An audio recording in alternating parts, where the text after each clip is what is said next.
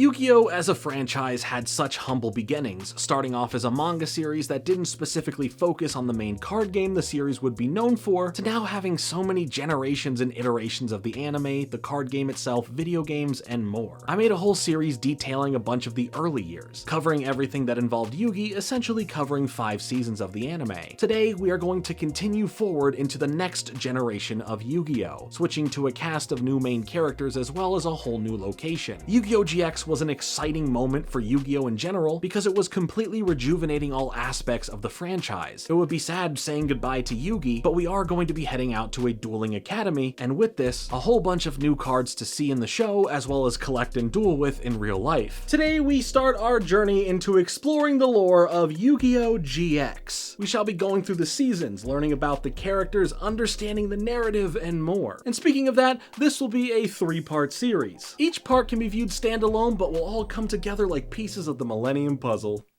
With Yu-Gi-Oh! Becoming such a massive phenomenon all around the world, it was only inevitable that the franchise as a whole was going to be expanded on. Similar to how Pokemon and Digimon would move on to their own next generations of their property, it was time for Yu-Gi-Oh! To do the same, with us saying a proper goodbye to the original characters and their story, and to move forward in time where there is now a school called Duel Academy that was built on a small island by Seto Kaiba, an educational establishment solely dedicated to teaching young duelists to hone their skills in the game and become some of the best duelists out there. So much like the last series I made going through the OG Yu-Gi-Oh! Seasons, today we are going to deep dive the story, explore the lore, and more of Yu-Gi-Oh! GX.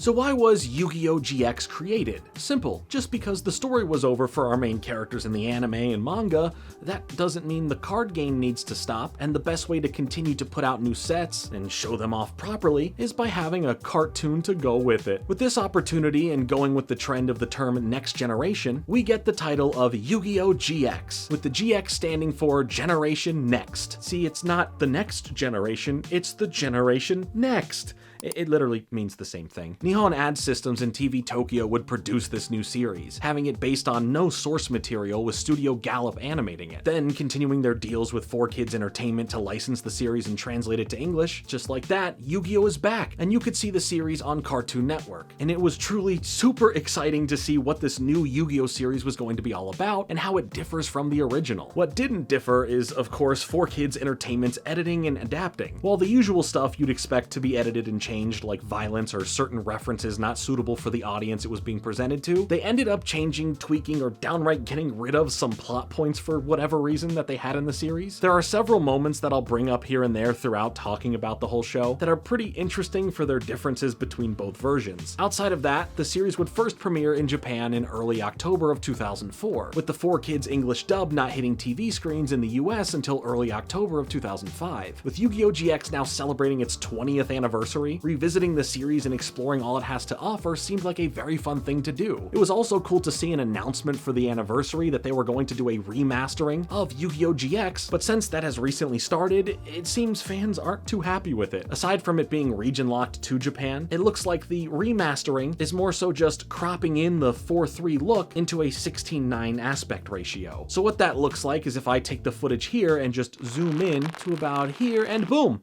Remastered. So if that honestly is the case for the whole remaster, that's definitely disappointing. While I do hope that there will be more for the 20th anniversary, I will still be celebrating my own way by going through the series with all of you. Plus, I will be going into other aspects of Yu-Gi-Oh! GX, like in part 2, we will be talking about the manga for the series and how it is completely different from the show, and in part 3, we will be talking beyond Season 3 as Season 4, and even the last technical episode of Season 3, were never translated and released outside of Japan. So there's the real ending to the series that we will be discussing that never got to air in English. Now, with all of that being said, it's time to get into all that Yu-Gi-Oh!'s second generation of stories had to offer. But much like Jaden in the first episode, you don't want to be late to school. Next, it's Yu-Gi-Oh! GX.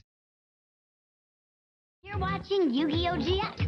After having so much time with Yugi Muto, Atem, and all of Yugi's friends, we get to the first episode that starts a new generation of Yu-Gi-Oh!, passing on the King of Games title both metaphorically and literally with the episode titled The Next King of Games, or even more literal with the Japanese title being The One Who Succeeds Yugi. But in this inaugural episode of the series, we get to meet our new main protagonist, Jaden Yuki, as he is running through the city to try and make it in time for his entrance exam into Duel Academy, that he is already late for. That's when he runs into none other than Yugi Muto, who is treated as this godlike figure here. We don't see above his nose, he has Atem's voice, and for some reason hands Jaden a special card that he believes has a calling to be with him before he walks away, and rightfully giving Jaden a thumbs up. Literally, he passed the baton here. But man, why you gotta do us like that? Now I'm crying all over again from him doing the thumbs up thing that he did at the end of the Millennium World arc and whatever. Aside from how meaningful this can come off from those who were so connected with the original series of Yu-Gi-Oh!, it was a big moment to establish that GX isn't a replacement to the OG series, rather it's a new story set within the same world, and that it's okay to follow this new story. The card given to Jaden from Yugi was Winged Kuriboh, a creature that I personally love a lot, including like when we get to see cards like Winged Kuriboh level 10, as I have memories of pulling the ultra rare version of that card from Cybernetic Revolution myself at my first ever card set pre-release for any card game.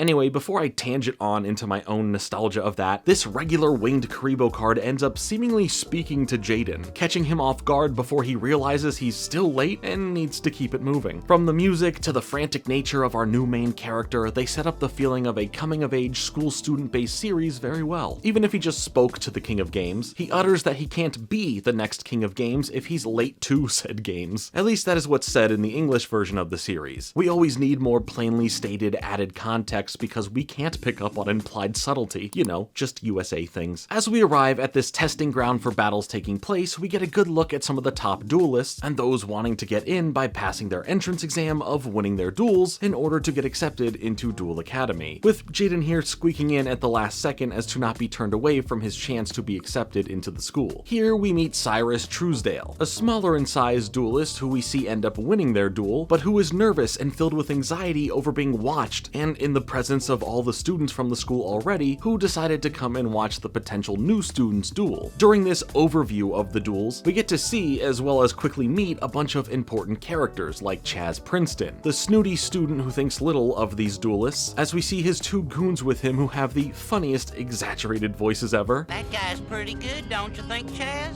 Chazz, huh? And look, say what you want about the dub here, but there's a weird and nostalgic charm to it all that I do personally enjoy. This is how I grew up watching the series, and the voices only get crazier and funnier and weirder from here. It's a Yu-Gi-Oh! Cartoon. It can sound a bit cheesy if it wants to, okay? There's nothing wrong with that. Just have a good time. We all, of course, get glimpses of key characters like Alexis Rhodes and Zane Truesdale, Cyrus's older brother, but they'll all come into play soon enough. We also get to witness who seems like an upcoming prodigy win and gain entry into Duel Academy, Bastion Misawa. While Cyrus is still a nervous wreck despite passing everything and winning his duel, Jaden seems excited and optimistic, treating everything that Cyrus is nervous about as no sweat and more so exciting to Jaden to tackle and face head on. We also get to meet the head professor of the school who is overseeing the dueling exams directly, Dr. Crowler, and you better remember to call him Doctor, or he'll surely remind you that there is a reason he's called Doctor, and it shall be respected. I didn't know that I could have gotten a PhD in dueling as a career path, but you know, that's pretty cool. Can I get a PhD in making Yu-Gi-Oh! Videos? You know, that'd be pretty cool too. He's not fond of what he sees in the newest batch of applicants wanting to get into the school this year, being overly strict about how even the best of the best performances are judged and nearly not wanting to let Jaden do his duel because of him being late. Luckily, Chancellor Shepard, the headmaster of Duel Academy, calls into Dr. Crowler to make sure that things are going okay and that he isn't doing what he usually does and turning away basically everyone who tries to get into the school. So while complying with his technical boss, Dr. Crowler goes to personally be the one to test Jaden in a duel. However, this isn't going to be done with the special curated testing decks, implying that he is going to use his own personal one that wouldn't be fair to use on any of the applicants. As Jaden then gets called to come down to duel, he congratulates Bastion for winning his duel and saying that he's the second best duelist here, replying to the question of who's the first as he has full confidence in himself, saying he's the best as he proceeds to head down to his duel. Sure, Jaden's definitely cocky about his own dueling abilities, but it feels playful and his niceties around it all kind of make you instantly believe that he's got that secret sauce that the others don't. Sometimes the arrogance can come off a bit too harsh, like after meeting Dr. Crowler and learning who he is in regards to the school, thinking that he was just some sort of weird-looking mascot and not a high-ranking Academy staff member. You know, Jaden, he's kind of the silly class clown a bit, if you couldn't tell. He's being playful, sure, but still sassy, and we respect him for that. Without wasting any more time, the duel begins, and it's clear that Dr. Crowler has no intentions of going easy or holding back, ready to do whatever it takes to make sure Jaden doesn't win. Jaden starts off by summoning Elemental Hero Avian, and the Elemental Heroes in general play a big role for the cards he uses throughout the series, and the hype around them at the time was insane. Every time we would see more of them, they were so cool, and these line of cards were only the tip of the iceberg for all the other different types of cards that we would see throughout the series. But yeah, the Elemental Heroes were so cool, and I can't wait to mention more of them as we see them. Their fusions, their derivatives,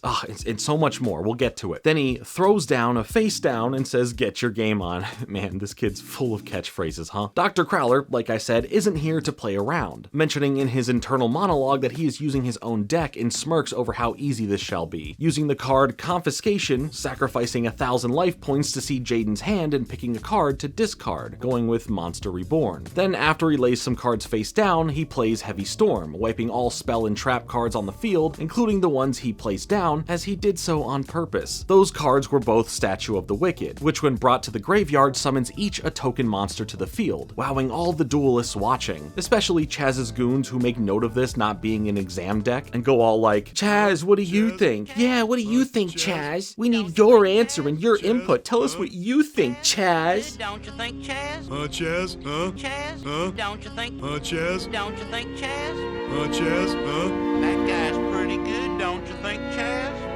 Chazz? Chazz is just clearly excited to see Jaden lose to a teacher with such a powerful deck, and wishes that this was how all of the other applicants were treated just to keep them from getting into the academy. There is no faith that Jaden has an iota of a chance to beat Dr. Crowler here. Alexis thinks that this is pretty unfair, but Zane tells her that she's too soft, and that he just wants to see this secret legendary rare monster card that Dr. Crowler keeps hidden in his deck, giving us a bit of foreshadowing. You gotta love it. Jaden just seems excited, complimenting the duel, and Dr. Crowler even breaks from his evil attitude to be all like, "Well, thanks, I am a teacher after all, I appreciate it, thank you." And I kinda love that. But that doesn't mean he's stopping to go easy, and Jaden of course wouldn't want that. He sacrifices the 2 tokens to summon that legendary rare card, which is Ancient Gear Golem, shocking everyone in attendance who's watching. It has 3,000 attack power, and while Jaden is expected to be scared of this, he is the complete opposite, as he has always wanted to take one head on, once again shocking the crowd over his confidence and bravery in the situation. Look, if facing a hard, powerful card in a duel is brave, then like you and I gotta be like really, really brave or something, you know? Might as well give us medals for how brave we are for playing some card games. Ancient Gear Golem goes in for an attack, destroying Elemental Hero Avian, and despite being in defense mode, Ancient Gear Golem has the ability to deal the difference of the attack to the destroyed card's defense points, cutting Jaden's life points in half down to 2,000. When it looks like Jaden is hurt himself and not going to be able to handle this, he ends up laughing, complimenting the strategy and looking forward to learning techniques like that in the academy. With Dr. Crowler visibly angry about this and not wanting to let Jaden win, Jaden just thinks Dr. Crowler is shaking with amazement over being impressed by him. As Jaden is about to draw his next card, he hears Karibo's cry once more before drawing it as his next card. Then it winks at him and he just goes, "Oh hey, yeah, that's whatever. I'll just take that as a sign to play you," rather than, I don't know, freak out over the fact that he's hearing this card talk to him and then literally having it wink at him. But this is Jaden Yuki. He believes in believing intuition. You know, his own form of Heart of the Cards. So he just goes along with it, not questioning anything. Jaden summons Winged Karibo in defense mode, playing another card face down as Dr. Crowler thinks that this is all nothing, starting his turn. And by the way, his special dual disc that shoots out the card at him is so cool. I want that. But he has his Ancient Gear Golem go in for an attack on Winged Karibo, destroying it, but its ability saves Jaden from taking any damage from the attack like last time. Jaden then takes a bit of offense from Dr. Crowler calling Winged Karibo lame, saying, "Teach, slow down, what gives you the right to call my cards lame? It's messed up, man." Then Jaden's trap card is activated, revealing to be the card Hero Signal, allowing him to bring out Elemental Hero Burstinatrix.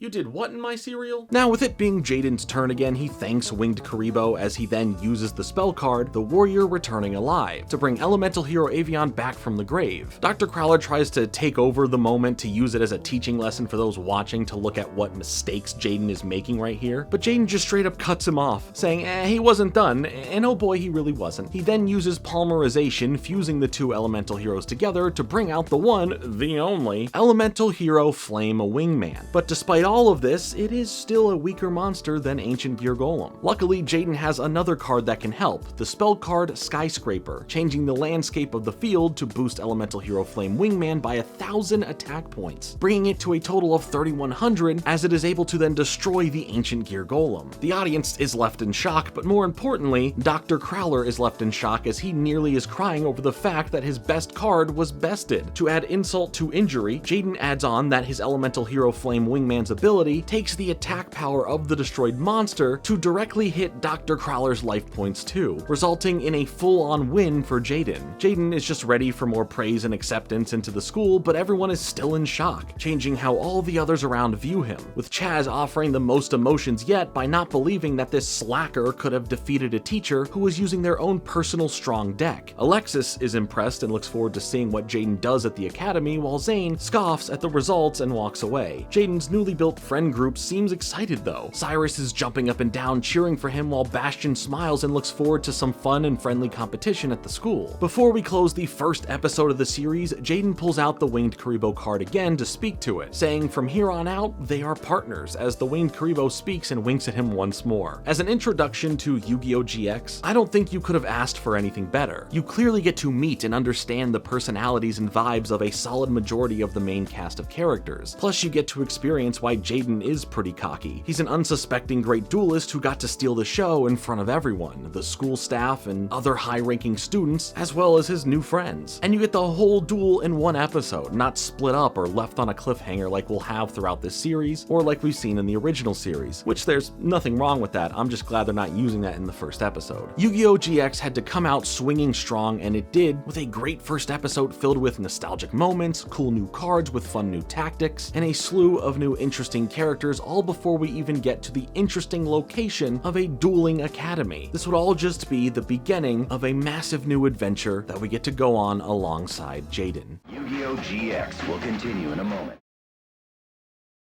Now it's Yu-Gi-Oh! GX. Finally, we arrive at Duel Academy, with all of the new first-year students who got accepted into the school entering in style on a helicopter. Now, like in every other school-related show, movie, or story, there are different teams, groups, houses, dorms, etc. that the new students get sorted into. Here for the series, there are 3 different dorms: Slifer Red, Ra Yellow, and Obelisk Blue, and clearly with them all being named after the Egyptian god cards. They all get a chance to hear from Chancellor Shepard, as they then get sorted into one of the 3 different dorms. Jaden and Cyrus get to stick together as they head to Slifer Red, which Cyrus is excited about mostly because he's already looking at Jaden as this role model character and inspiration for him. Bastion, however, ends up heading to Ra Yellow, which is fine. It's not breaking up the band. He's friends with Jaden and Cyrus, but like, light friends, And he instead is more interested in having competition to be a great duelist with Jaden. But it's all good. I'm sure they'll find another new friend in Slifer Red that fills a bit of that needed trio vibe. Anyway, I do love the color-coded jackets. Slifer Red is the best, and I will not hear anything else, okay? What's not great, though, is the rough condition that the Slifer Red dorm is in. But Jaden's more upbeat and optimistic personality looks for the good in it all, enjoying the nice view their dorms offer. In their room, they end up meeting a new friendly face, the one I was just foreshadowing, as we get introduced to Chumley Huffington. Yeah, this show is filled with the craziest private school type of names that you've ever heard, but that's neither here nor there. He's not portrayed in the best light when it comes to being smart or hardworking, or even nice sometimes, and he was held back a year, but he does give the exposition we need to understand the differences of the dorms and what they mean for those sorted into them. It works like a tier system, with the best of the best being sorted into Obelisk Blue, which is where we would see people like Chazz, Alexis, and Zane. Then there is the intermediate duelists who have a lot of promise but aren't considered the top students yet, which is where we see people like Bastion, and then all the way at the bottom here is Slifer Red, which, dang, after I just went on a whole thing about it being great.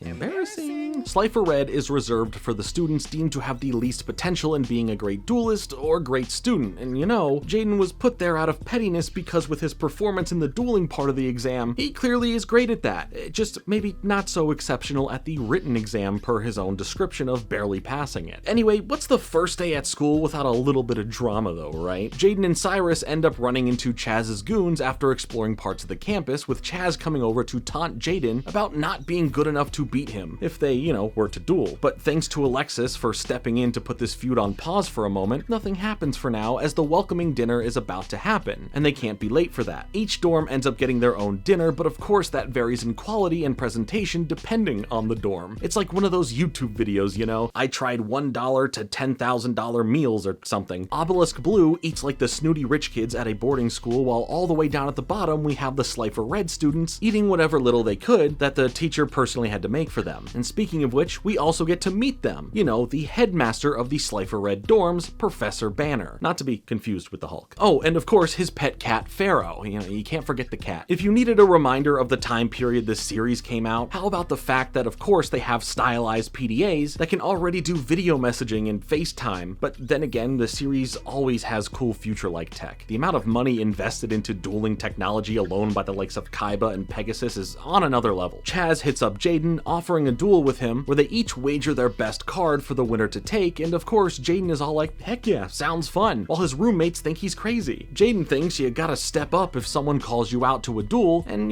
that kind of logic can be applied to so many other examples that aren't dueling in real life, and that's great, and we love to see that. You can actually learn from this show. So now Jaden ends up getting into a duel with Chazz, who is amped up to really see if Jaden's previous duel was the real deal or just a fluke. Jaden starts off with an insane hand, by the way. Aside from teasing some other elemental hero cards and speaking to Winged Karibo again, he immediately puts together his Flame Wingman, but Chazz was ready with a trap, predicting he would go for this combination. As his trap card lets him sacrifice his monster, he then gains control of Flame Wingman, leaving Jaden not sure what to do yet aside from pulling out Elemental Hero Clayman in defense mode. This lets Chazz get the upper hand and through his turn, gets Jaden's life points cut in half. While he proceeds to constantly call him slacker and thinks that he's crying, Jaden is once again laughing, saying that he loves this, and this is why he wanted to be here. He lives for this trash talking and loves a good fun tough duel. He then brings out his next elemental hero, that being Sparkman. Jaden takes down Chazz's Chthonian soldier to leave him with some damage gone from his life points, but the card's effect also deals that same damage to Jaden. But with Flame Wingman still in Chazz's control, things don't look so great here. He plays a face down card waiting for Chazz to then make a move and attack, allowing Jaden's trap card Mirror Gate to be activated. This effectively swaps the monsters on the field to the other player's control, giving Jaden back his Flame Wingman, while Chazz gets Sparkman, resulting in Flame Wingman defeating Sparkman and hurting Chazz's life points severely. Chazz isn't too happy about this, now using the spell card Chthonian Blast to destroy Flame Wingman and take the value of half of the attack points away from Jaden's life points, leaving him with the low amount of only 550 left. From here, Chazz uses Call of the Haunted to bring back his previous monster, only to sacrifice it so he can bring out Mephisto the Infernal General, who has 1800 attack points while Jaden is left wide open to an attack. Jaden, however, is ready to summon his Winged Karibo when Chazz thinks Jaden has nothing left to offer in the duel to try and win. However, during all of this, Alexis came in to watch the duel, and by this point notices that security is coming around to do their checks because,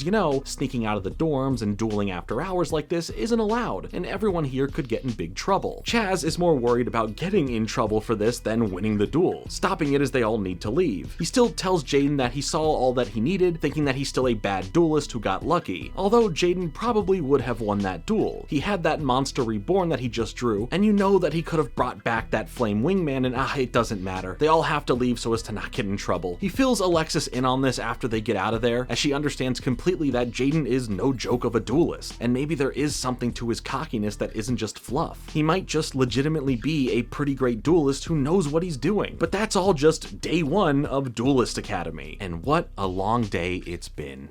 After a long day of dueling, nothing helps keep me focused and keep me energized like some good old gamer subs. You think I have the stamina to deal with both school and dueling all combined into one thing? Get real! Real deals, that is, as you can head to the link down below or use my code FRINGE to save 10% off your order at Gamer Subs. Not just one time, but any time you make a purchase. So get your game on by getting your subs on. And remember, code FRINGE at checkout. And thanks for all the support, as supporting gamer subs directly helps support the channel. And now, back to some dueling. As school continues on, we see how the top students are treated and respected, and how the most likely to drop out students are looked down upon, specifically from a teacher like Dr. Crowler, who spends time picking on Cyrus for not having the correct answers in class, leaving him to feel embarrassed. But Jaden steps up to defend him, poking fun at Dr. Crowler for still losing to him the other day. Now, from what we've already seen, Dr. Crowler has that quick to anger and retaliate attitude to where he'll risk his professional academic standing just to mess with some kids. He does so by creating a fake love note from Alexis to Jaden, but ends up putting the note in Cyrus's locker, leading Cyrus to find it and believe that Alexis likes him. Classic school drama stuff, and Dr. Crowler doing this makes it all weirder. But the note said to meet Alexis at midnight outside of the girls' dorm, and you can see where this was all going and how Dr. Crowler wanted to get Jaden in trouble. So his creepy rare hunter-looking self hides in order to capture the moment, making him even weirder for being outside of the place the girls are currently bathing in, but whatever. While Alexis inside is with some other students discussing some of the boys, it's clear that she does lean a bit into thinking about Jaden, but there isn't a massive interest in talking about it or exploring that, at least not at the moment. Cyrus does end up showing up, much to Dr. Crowler's disappointment, but even worse, the girls catch him outside, and then proceed to hold them captive. While Cyrus quickly reveals the letter as to why he's here in the first place, it only slightly clears things up a bit, and at least he's not seen as a creep, and Alexis knows that someone set poor little Cyrus up. But Alexis isn't just moving on from this, as she has a little bit of a plan of her own. First, she ends up baiting Jaden to come out and duel her by sending a message stating that he needs to come there now if he wants to see Cyrus again, and then proceeds to challenge Jaden to a duel, with the extra bit of challenge of the duel being all based around if she is going to tell the Chancellor or not about this little situation going on here. Jaden is a W-mans who is going to accept the challenge and fight for Cyrus though, and this duel gives us a chance to see how good of a duelist Alexis truly is and what type of cards she uses, with Cyber Blader being her strong fusion card, keeping Jaden on the ropes. But in the end, Jaden's fusion of Elemental Hero Clayman and Sparkman, who is Elemental Hero Thunder Giant, is able to best Alexis and win Jaden the duel. With the boys free to go without being reported, Alexis definitely thinks highly of Jaden, nearly getting flustered a small bit after Jaden tells her she's got game. And she never really planned on turning them in. She thinks this place is way more interesting with them here. As our time at the academy moves on, it's time to test how well the students are doing and possibly see if they are worthy of getting promoted to the next dorm up. In the background of everything surrounding this, the academy was getting in a huge shipment of cards, but Dr. Crowler went and bought basically all of them so that he can give all the great ones to Chazz, as he wanted to be the puppet master of setting Jaden up for failure, stuffing Chazz's deck with powerful new cards and making sure that they face off against one another in the testing duel. And you really can't help but just very strongly dislike Dr. Crowler. If only there was a stronger word to describe how you are made to feel about him. Ugh, don't you just hate when you can't think of a certain word? Whew.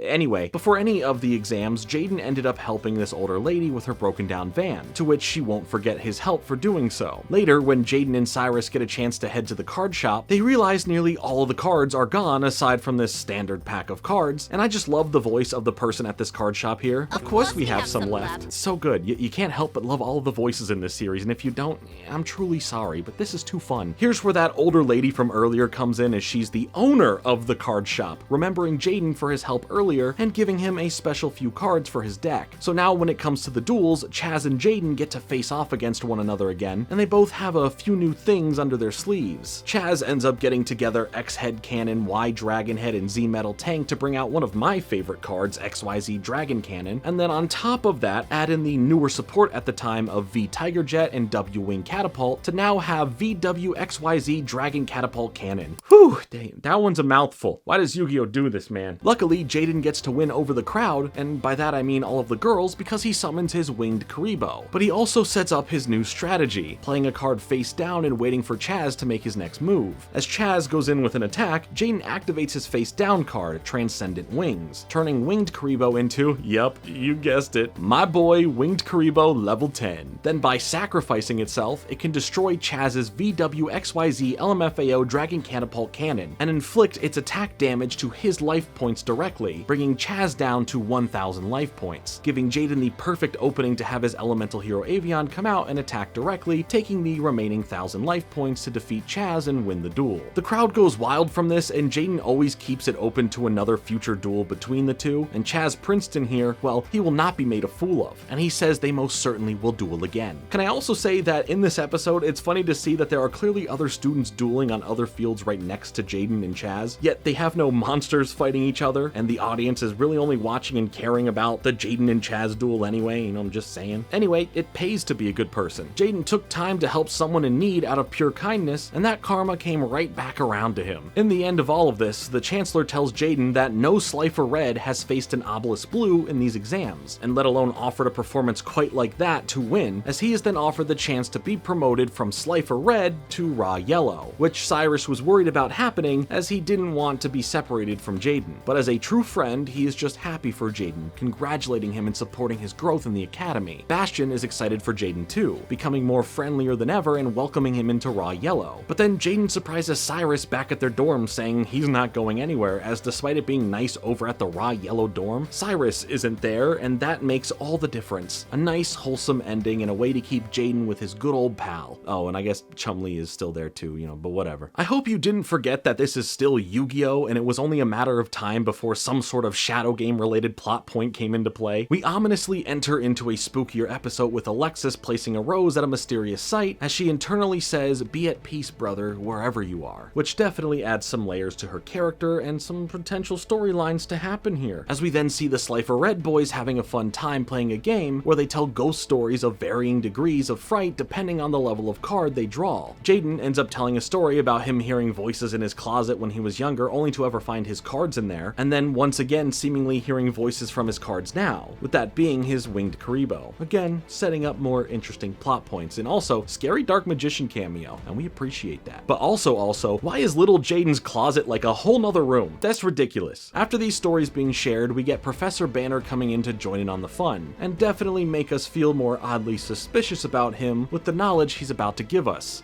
Another plot line? Maybe. He comes in and talks about an abandoned dorm on the island, and it was officially shut down once students started going missing, relating it all back to the use of Millennium items in dangerous shadow games. Of course, after hearing this, the boys are planning on sneaking out over to it, with Dr. Crowler hearing about this because he's creepily listening from outside their window for whatever reason, and now he can really get Jaden expelled from the school if he can catch him doing so, or just scare him away from it enough. We then cut to a mysterious masked duelist somewhere in a city defeating another duelist and claiming his soul for the Shadow Realm, with what kind of looked like the Millennium Puzzle, and that's weird, but let's forget about that now, because he then receives a call about coming to Duel Academy, and he's probably not going to be going there to be a guest speaker at an assembly or something. Obviously, this is the work of Dr. Crowler calling this shady dude, and it's crazy how evil he is towards Jaden. Like, he beat you in a duel, you're a teacher who wants the best of the best duelists here, isn't this a good thing? Don't you want him to be good? Either way, Dr. Crowler just wants to use this person named Titan to scare Jaden, when it seems like Titan would be leaving the duel with deadly consequences of the Shadow Realm at play, or so it seems. Maybe Dr. Crowler isn't as evil as we think, because the end result that he wants from all of this is for Jaden to just leave the academy, not,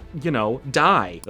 Get sent to the Shadow Realm. Now, later on, the Slifer Red boys are sneaking out to the abandoned dorm as they end up running into Alexis, with them both questioning their reasons for being there. Putting two and two together as the audience, you can clearly understand that Alexis is there because her brother is one of the missing students from the shadow game related duels that took place there. As she explains that the rumors of the dorm are true to Jaden and the others, Jaden wants to go inside of the building, naturally. So while they do go inside after being warned by Alexis, she ends up getting captured by the shadow duelist, only to be presented in a dire situation once Jaden and company make their way through the dorms, seeing Egyptian hieroglyphics, and a picture of a student that we can only assume is Alexis's lost brother, and eventually finding Alexis's card to bring them deeper into an underground mine, where here Titan emerges in front of them, saying Alexis is already in the Shadow Realm and challenges Jaden to a shadow game, to which Jaden doesn't fully believe in, only thinking it is a myth used to scare others. So, Jaden goes all, "Get your game on," and dives head first into the duel, not caring about if the consequences are even real or not. Titan's deck is built on Archfiend cards, which Jaden is just kind of fascinated by more so than worried about. On the surface here, the game does look deadly. Alexis's fate is left up in the air, and Jaden, well, Chumlee kind of annoyingly internalizes internally monologues at best, saying Jaden came here to save Alexis, and now he might not even be able to save himself, with the episode coming to an end after that, leaving Jaden in a really rough spot in the duel that doesn't look too good, and giving us our first multi-part episode of the series. Yu-Gi-Oh! GX will return in a moment.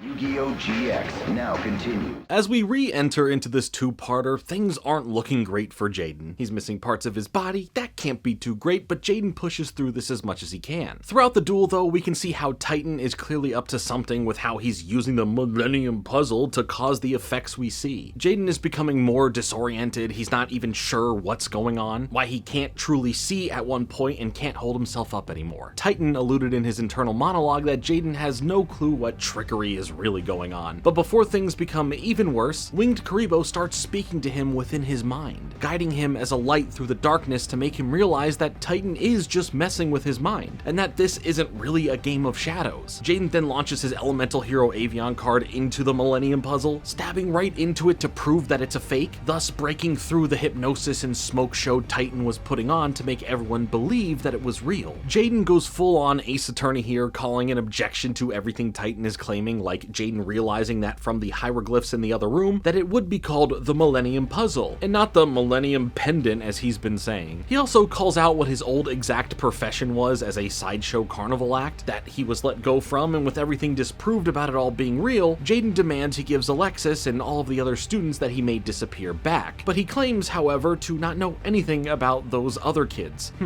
That may have been a bit of honesty there. We'll follow up on that at some point, I'm sure. But then out of nowhere, they all get trapped in what might be a real shadow game situation, with Titan getting engulfed by monsters and begging Jaden to save him. Winged Karibo then pops out in the flesh, literally pulling himself out of the duel disk in the cutest way possible, and now Jaden's feeling like something actually might be weird around here. Or maybe not. Some entity then fully takes over Titan, confronting Jaden about the shadows demanding a soul and the duel must continue. But Jaden is still treating it all like a big elaborate trick and doesn't believe any of it. But you and I know what's actually going on here. This is real now, and Jaden, he just doesn't get it. We do get to meet Elemental Hero Bubble Man though, and that's pretty cool. Takes a bit of the tension away. You know, bubbles aren't scary, unless you're the dirty bubble from SpongeBob. Ugh, filthy. He's not around for long though, because Jaden gets the chance to summon a more powerful hero, Elemental Hero Blade Edge, using him to win the duel, with the Shadow Realm now claiming Titan's soul, as Jaden still is ignorant to it all being real.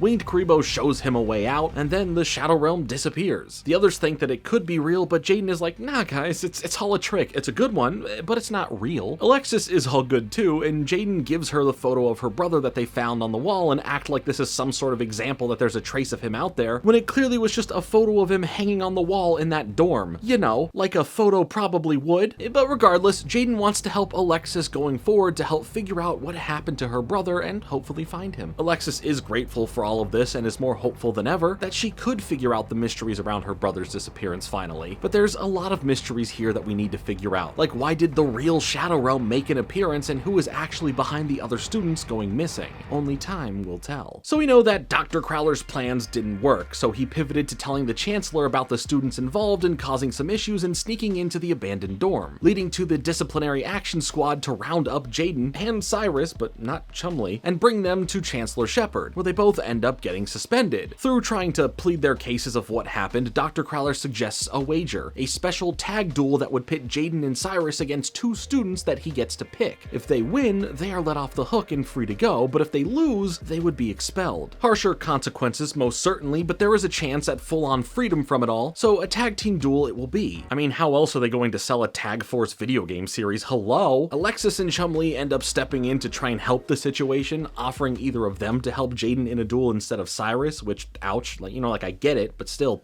ouch. And if we rewind to the opening scene of the episode, we see Alexis talking to Zane about how he feels about his brother being here, and he's not too happy about it, saying he shouldn't be here. Poor Cyrus, he just can't catch a break. And I get why he is here, as he's determined to be a better duelist. But he needs to still get to that point where he needs to care about that by believing in himself, because things are about to get a little shaky. The rules, however, for the duel were already set and cannot be changed. No one's gonna be replacing facing Cyrus, he will be forced to duel, even if he would rather have someone step in, as he is worried about holding Jaden back and getting them both expelled. But Jaden believes in him and wants to help him however he can, and tells Cyrus to get his deck because Jaden and him are going to have a bit of a practice duel to start figuring things out. Little did anyone know that we were going to get a bit of a therapy session here because of this duel. Things start spiraling a bit as the duel gets going after Cyrus makes a mistake in not using his creature's special ability, making him feel a bit stupid and that he doesn't belong here, as Jaden tries to calmly teach him that it's okay to make mistakes and it's not that big of a deal, and that he legit is here to help him learn just like a teacher at school would, or should. Dr. Crowler ain't teaching him anything. In fact, he'll just bully Cyrus because he likes to. Jaden encourages Cyrus to get his head in the game Troy Bolton style, and wants them both to act like real opponents here, and wanting to let Cyrus figure things out and not come off as making him feel helpless. The others watching are telling Cyrus to believe in himself and that he can't give up, giving him all the energy needed to face Jaden properly. Heck, he even then plays Pot of Greed. Ooh,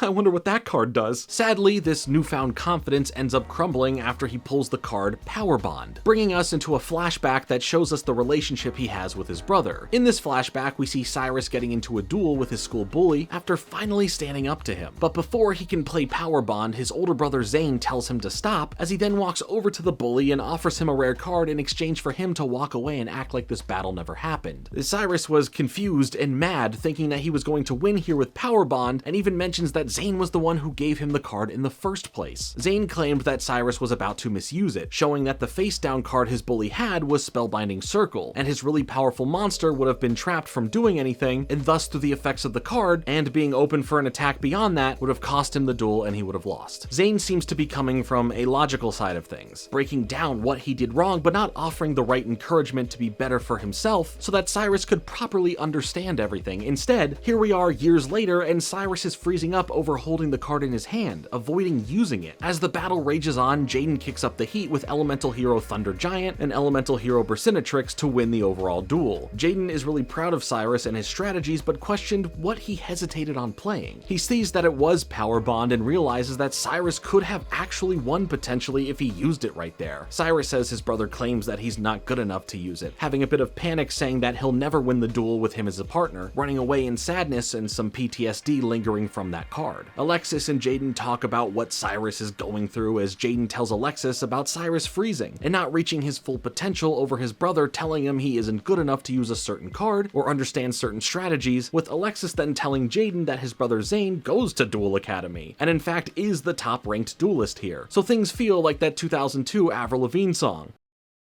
Skater Boy. But Jaden wants to duel Zane to figure things out, especially if it's causing his partner in this upcoming important duel to have all this self-doubt. Alexis wishes him the best and admires his confidence, telling him to go and get him. Oh, she does believe in him. Cute. Also, seeing Cyrus's Roid deck brings me back. I used to have the Cyrus starter deck. Oh, I still have the packaging for it apparently. Look at that. Oh, actually, don't look at that. Bit of a jacket-related spoiler there. Whoopsie. Anyway, moving on. You know what might be harder to do than dueling Zane? Just trying to get the chance to do so. Jaden faces pushback and blockades in every direction from teachers like Dr. Crowler, who is, well, you already know, and later from the Obelisk Blue dorm students, who let him know to his face that Zane would never waste his time with a Slifer Red student. In the meantime, Cyrus isn't doing so well, overthinking all of the ways that he could have used Power Bond to win, and how he doesn't believe in himself, thinking that he's just going to get Jaden expelled, ultimately running away and trying to leave the school, as then Jaden and Chumlee find a note left for them explaining his dramatic decision. Everyone's problems here start intersecting with one another, as Jaden ends up being able to find Cyrus thanks to Winged Karibo guiding him, because that's happening more and more now as a thing, and he was trying to make a raft to paddle away from the island, and at the same time, Alexis finds Zane, who is standing on the water support beams for a bridge, staring off into the sunset to aura farm a bit, as they talk about brother-related issues. You know, she can't find hers, and he's not really being a great brother to his, yada yada, rada rada, but they end up seeing Cyrus trying to leave the island as Jaden is now arriving to stop him, destroying his raft on accident, technically, as he then pulls him from the water to save him from drowning in 1 foot deep water. Zane comes over to make Cyrus feel even worse about everything, but Jaden is already pushing back on Cyrus's behalf, challenging Zane to a duel, to which he surprisingly accepts, claiming it to be slumming as to degrade the likes of anyone in Slifer Red. The duel ends up getting intense pretty fast, as we get a cool look into what was basically the next generation of Blue Eyes White Dragon, with that being the Cyber Dragon line of cards that Zane uses. We get some new Elemental Hero fusion options as Jaden ends up having Bubble Man and Clayman come together to form Elemental Hero Mudball Man, and despite putting up the best fight that he could, Zane is able to show why he's considered the best duelist in the school. Similar to Blue Eye's Ultimate Dragon, Zane brings out Cyber End Dragon after playing Power Bond, taking this already powerful card and bringing its attack points to 8,000. But with Power Bond, if not careful, could also be his downfall with the damage done to the player who used it. Luckily for him, Cyber End Dragon with that massive amount of attack points is nearly unstoppable, defeating Jaden in the end. During the battle, Cyrus is starting to understand what his brother was originally trying to teach him all the way back when he was younger, and that's knowing how to use a card and knowing how to play it being two different things. That leads him to getting some confidence in himself, willing to stay at the school and work with Jaden as his partner in their upcoming duel. Jaden and Zane do have this respect for one another's dueling skills, with Zane admitting to Alexis that Cyrus has good company with him, breaking a bit of the tough brother exterior that we've only been able to see up until this point. Now, much like any show, there are what can be considered filler episodes. Like, the next episode should realistically be something related to Jaden and Cyrus's tag duel, but instead it's about Chumlee and his father. While the story here isn't important to the overall plot of the series, we do get some time to better understand Chumlee, his relationship to his father who is threatening to pull him out of the academy, and ultimately in the end, how Chumlee is able to prove his value in wanting to make his father proud, and put in that effort in school. His father did end up defeating him in the duel, but he can see that his son does have the passion now to do his best, and is surrounded by good company like Jaden and Cyrus. Speaking of them, now it's time to get into their big tag duel. So I hope they've been practicing, because Dr. Crowler has been cooking up who he wants as their opponents here, even denying Chazz the chance to be one of them after he requests it because, well, he apparently got the greatest dueling tag team out there, foreshadowing the nostalgic return of none other than the Paradox Brothers, who we last saw all the way back in Duelist Kingdom when Yugi and Joey had to face them to progress from their own dire situation. Well, I guess they were also in spirit form in the later Waking the Dragon season of the show, but who cares? They are back, and imagine getting such a throwback of a surprise to see them here. As we build up to this, Cyrus is ready to be there, giving it his all with Jaden, as the audience who will watch in person builds up. Alexis and Bastion get a chance to meet and watch the match together, with Zane wanting to oversee his brother's performance. Alexis also notes that the Paradox Brothers aren't these world-renowned duelists, but rather more known for being mercenaries who will show up to where they are hired and do whatever they are paid to do. Chazz is watching here too, and he's mostly salty that he was denied the opportunity to duel. But as the duel gets going, Jaden helps support Cyrus in keeping his confidence up, being there for him as a good friend as much as he can in this situation. But not too long into the match, things aren't looking good because the Paradox Brothers end up getting their big beast out on the field, the Gate Guardian. It's clear that Cyrus is the weaker link of the two, that if the Paradox Brothers heavily target, will cause Jaden to overcompensate to help him, or have to stand on his own and eventually lose to the power of them both. Once again, we do get another new Elemental Hero fusion, which I love that we constantly get new stuff with the Elemental Heroes nearly every episode. I know it's not going to last forever, but it's fun for now. By using polymerization on Clayman and Bursinetrix, Jaden brings out Elemental Hero Rampart Blaster. The Paradox Brothers, however, end up fighting through all of this, leaving Jaden and Cyrus in a more critical condition to end the episode on a cliffhanger for how they are going to get out of this. Between the first part and the start of the second here, they play up Jaden looking frozen and unsure of what to do next, or how to get out of the tough situation that they're in. But come on, this is Jaden Yuki. He's our GOAT. At least for this series, Yugi will always be the GOAT, and even on top of that, the correct answer is always Joey for being the real GOAT, but I'm just saying. As the duel continues on, Winged Karibo is there for Jaden, making it seem like he's just talking to himself, and I mean, technically he is. This is all just in his head for now, but Cyrus is starting to fold again, losing the confidence to keep going, but Jaden talks him into believing in himself once more, explaining that he already knows all too well that the whole battle could change with one lucky draw of the right card from your deck, providing examples of their practices and how if he just believed and trusted the process, he could have won many times over in different duels before. And it's basically, you know, heart of the cards stuff. But man, we all wish we just had a friend like Jaden, seriously. His morale boosting and true belief in his friends is just infectious. Through his confidence and heart of the cards, yada yada, you know the drill, Cyrus does pull the card that he needs to turn the duel back into something they could possibly win, being able to have a combination of using his Drillroid defeat the Paradox Brothers defense wall, leaving Gate Guardian open for Cyrus to then play Shield Crush, which destroys the opponent's defense mode monster, obliterating the Gate Guardian. Thanks to Cyrus, their biggest hurdle in the duel thus far is defeated, but the duel itself isn't over yet. The Paradox Brothers aren't too happy, as on their next turn, Para ends up sacrificing half their life points via the card Dark Element to special summon Dark Guardian, another extremely powerful monster monster that Jaden is temporarily able to hold off at bay thanks to his face-down hero barrier card to stop the attack coming their way. Oh, also, it apparently can't be destroyed in battle, so let's see how in the heck this thing can even be defeated. Cyrus feels disappointed here, once again flip-flopping to feeling helpless a bit because all of that energy and excitement pulling off such a combination to seemingly change the tide of the duel, only for it to leave them in basically a similar situation anyway. But Jaden gets him to keep his head in the game as he then plays Pot of Greed, which, hey, what does that card do again, Jaden? This lets me draw 2 cards, and next I'll play Pot of Greed. This lets me draw 2 cards.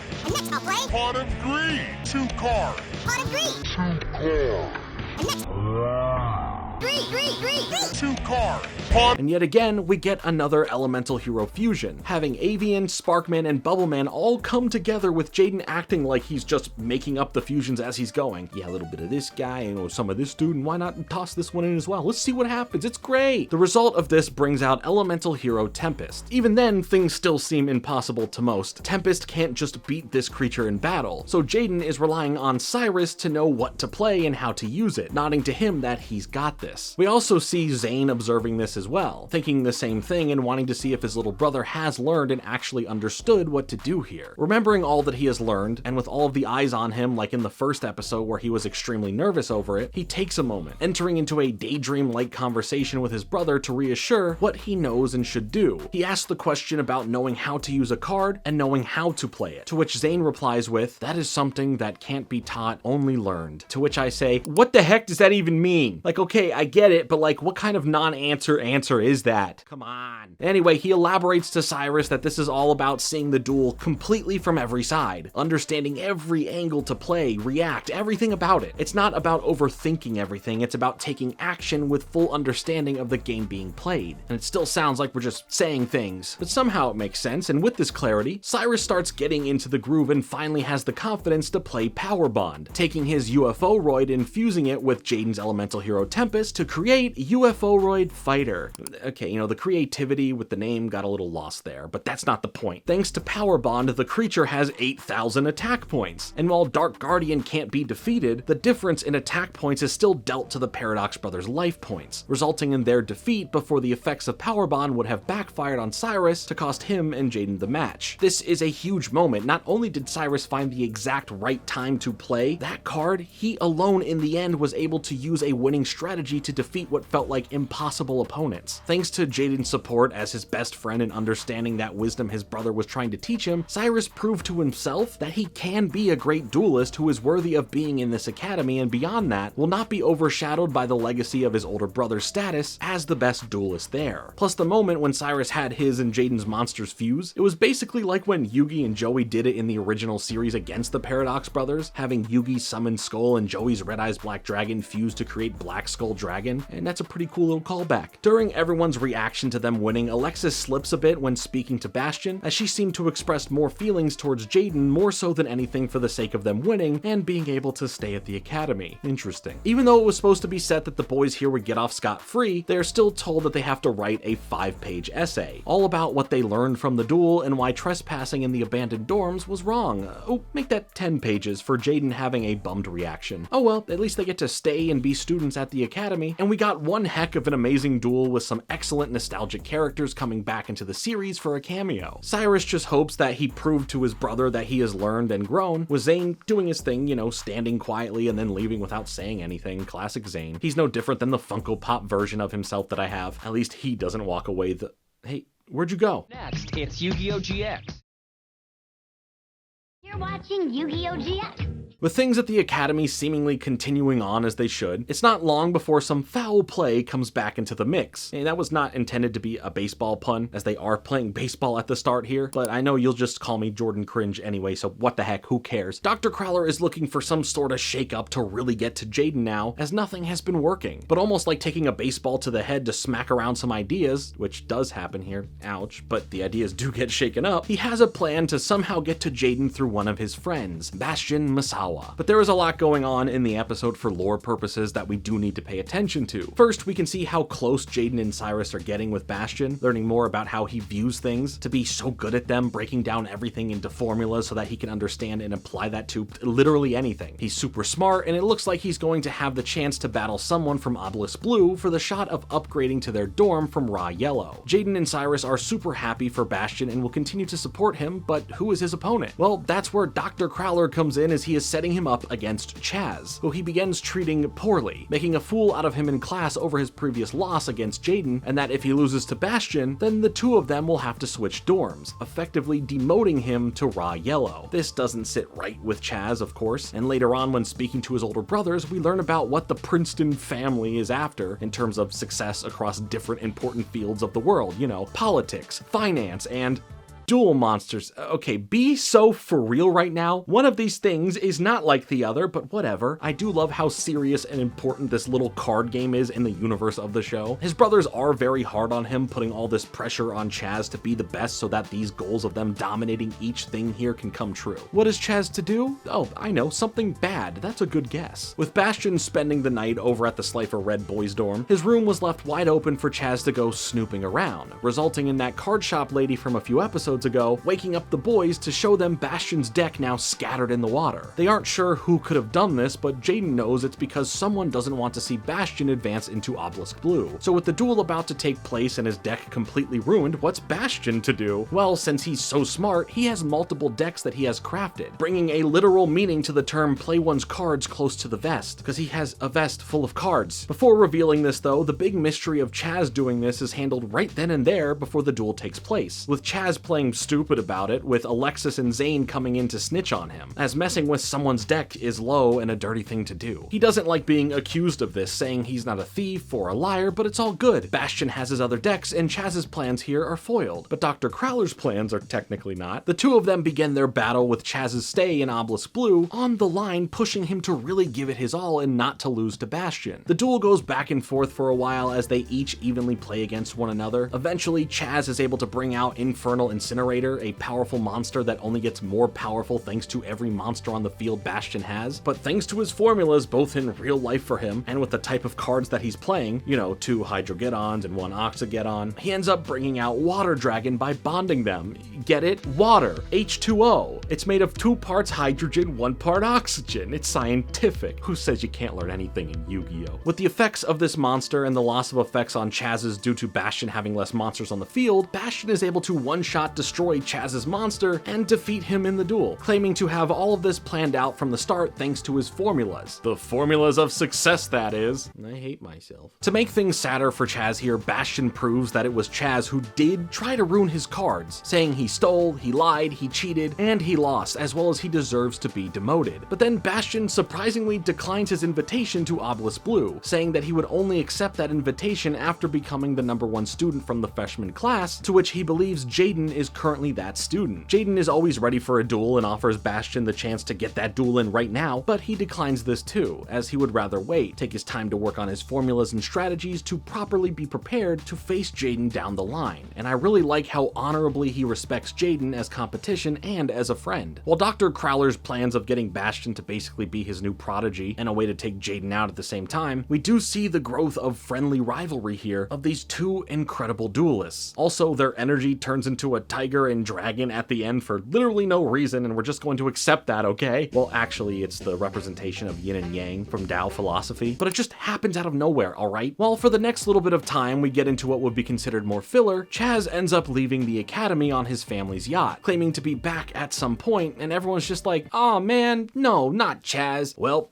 he'll come back, I guess. They spend the rest of the time this episode dealing with a monkey who escaped from a secret testing lab on the island. It's not really important to anything going on, but it's funny that the monkey's name is Wheeler, and we know that everything here is all paid for by Kaiba, so, you know, the pettiness spares no expense. Also, animal testing is bad. At one point, a special exhibition is held at Duel Academy that features Yugi Muto's deck, but soon after, it ends up getting stolen by another student there named Dimitri that Jaden has to face in order to retrieve the deck and return it properly. What is cool is that we basically get to see Jaden go up against Yugi's cards, just minus Yugi being the one behind playing them and truly knowing how to use them. But it's a cool throwback to see some familiar familiar cards and creatures come back into the series. We also get introduced to a new character that, while not super important now, will become a larger character down the road in the series, and that's Blair Flanagan. Initially trying to disguise herself as a boy like that time Lola in Zoe 101 did, but this is soon figured out, and like I said, she'll come back around later in the series. But now though, we do get back into the lore for a bit with a few things going on. Firstly is this mysterious character arriving on the island that Duel Academy is on, who is there to understand and uncover whatever secrets that are hidden regarding the school. In the meantime, there is going to be this big matchup between two different dueling schools, with the school here choosing Zane to represent them like they have in the past. But thanks to the other school going with a first-year student, Zane nominates Jaden, saying he will represent the school well, which is pretty cool to see. While the Chancellor is into this, Dr. Crowler isn't, and thinks that it should be Bastion who should be the person to represent the school, leaving Chancellor Shepard to set up a match between Jaden and Bastion to determine who will be the one to represent the school in this upcoming match. And the two of them end up really excited to finally face each other, having confidence in each of their abilities to be the one who wins, with Bastion claiming that since his duel with Chazz, that he's been crafting the perfect deck to beat Jaden with, and Jaden's honored and excited to see what Bastion has been cooking up for him. Before all of the dueling starts, Jaden and the rest of Slifer Red run into this mysterious older guy who has snuck onto the island, who is now disguised as a Slifer Red himself, and rather than being weirded out by this random new and way older Slifer Red student, Jaden accepts him and decides to show him around the place, unaware of any of the intentions of this new character. While they're all hanging out and Jaden is getting his deck together, this new guy ends up picking up one of Jaden's cards, that being Skyscraper, as he gets a flashback about it ruining dueling for him for some reason. What we can see in the flashback images, however, is what looks like a shadowy outline of Seto Kaiba, using his Blue Eyes White Dragon in a match against whoever this is, and yeah, I guess that counts as an OG character cameo. Maybe we'll see Kaiba again, who knows. In this trance of remembering what happened to him, he ends up slipping on being discreet about information regarding himself, telling Jaden that his name is Gerard, to which it actually was, instead of using a fake name while he's doing whatever he's doing. Keen fans of the series who noticed that that might have been Kaiba in the flashback, and understanding that Duel Academy was funded and put together by Kaiba, can start to see why this guy who had dueling ruined for him might be doing here, possibly trying to find a reason to make Kaiba look bad, as to get back at him in another way that isn't dueling. To get away from the conversation about his past to not seem suspicious, he changes the conversation to learn about students going missing, letting us know as the audience that he's here to find all of the dirt he can regarding the missing students, whether that be digging into these rumors or finding anything further that could be covered up. But of course, the Slifer Red boys talk about their experience with the abandoned dorm, because what an experience that was, regardless if Jaden is kind of clueless as to what really happened there. This leads Gerard here to go and explore the abandoned dorm, firstly meeting Alexis there, who is dropping a rose like last time, but she dismisses him, clearly weirded out by his interest in what's going on. Plus, she doesn't know this older guy who was wearing a Slifer Red jacket for whatever reason. I wouldn't have spoken to him either about what's going on. Meanwhile, Bastion is preparing for the duel, spending time alone in his room and eventually claiming to have cracked the code for the perfect winning formula to defeat Jaden in a duel. And as their duel finally starts, it's hard to only stay focused on such an important duel for these two, thanks to what's going on in the background with Gerard sneaking around the school for secret information. Plus, when Zane talks about the match with Alexis, she seems preoccupied in thought, not caring about the match as much as she is caring about something else, with Zane even being surprised at her attitude towards it all. With the duel going back and forth a bit, it's fun to see Dr. Crowler go from regretting his nomination of Bastion to then celebrating his choice of him for the duel. With plenty of mysteries left up in the air and Jaden put into a rough situation, we leave the two of them on a cliffhanger to see who is going to win this match. Jaden was all set for a big fusion to get his elemental hero Tempest out on the field, but Bastion stopped him by using Curse Seal of the Forbidden Spell, stopping polymerization from taking effect, leaving elemental hero Sparkman on the field against Bastion's Water Dragon. While the duel continues on, Gerard is able to further his investigation by gaining access to one of the school's computers and digging into the files to find a list of students who would presumably be missing, but instead are listed as studying abroad, making it seem that this whole thing could actually be a cover-up that the school is trying to hide. One of the names on the list is Atticus Rhodes, who is Alexis's older brother. So while some of that mystery unfolds, we return back to the duel, where Zane and Alexis talk about the situation these two are in regards to the duel, as Alexis cheers on Jaden to overcome these challenges, because Bastion surely has presented some tough ones in front of him. Gerard ends up walking in to catch what is going on with the duel just out of curiosity, but for some reason on the way there, he keeps getting plagued with flashbacks about his time with the Slifer Red boys, and about dueling as a whole, as if something about being here and being around dueling again, along with seeing that Skyscraper card, have really triggered some repressed emotions that he's never fully properly dealt with him holding back his true feelings of him loving dueling dueling to even try and convince himself that he has no love for it now, after what happened that one night, he now finds himself very interested in the duel, finding it quite exciting and honestly just a fun time. It's almost as if that feeling of wonder is filling back up inside of him that he once lost and held himself away from ever finding again. As the duel rages on, Jaden ends up getting out Elemental Hero Blade Edge, and on top of that, activating Skyscraper to help boost it in battle. This does trigger Gerard a bit when seeing it played, but the battle gets even more heated with Jaden and Bastion going back and forth with different tactics to hold each other at bay. For Bastion's turn now, he ends up bringing out Litmus Doom Swordsman, who, much like that card Dark Guardian that the Paradox brothers played earlier in the show, cannot be destroyed in battle. Plus, thanks to the card Last Magnet, it now has 3,000 attack and defense points. Bastion ends up being able to take down all of Jaden's defenses, destroying Blade Edge, Clayman, and even getting rid of Skyscraper, putting Jaden in a bad spot. But they both are having a good time and agree that this has been one heck of a fun match. Jaden now introduces us to another new elemental hero though, bringing out Elemental Hero Wildheart, adding on Cyclone Boomerang to bring the attack points of Wildheart to 2,000, which is still 1,000 points less than Bastion's monster, causing the other Slifer Red boys watching to be confused, with Chumley even saying, "What gives?" To which it seems Jaden heard that and replies to him by saying, he'll show him what gives.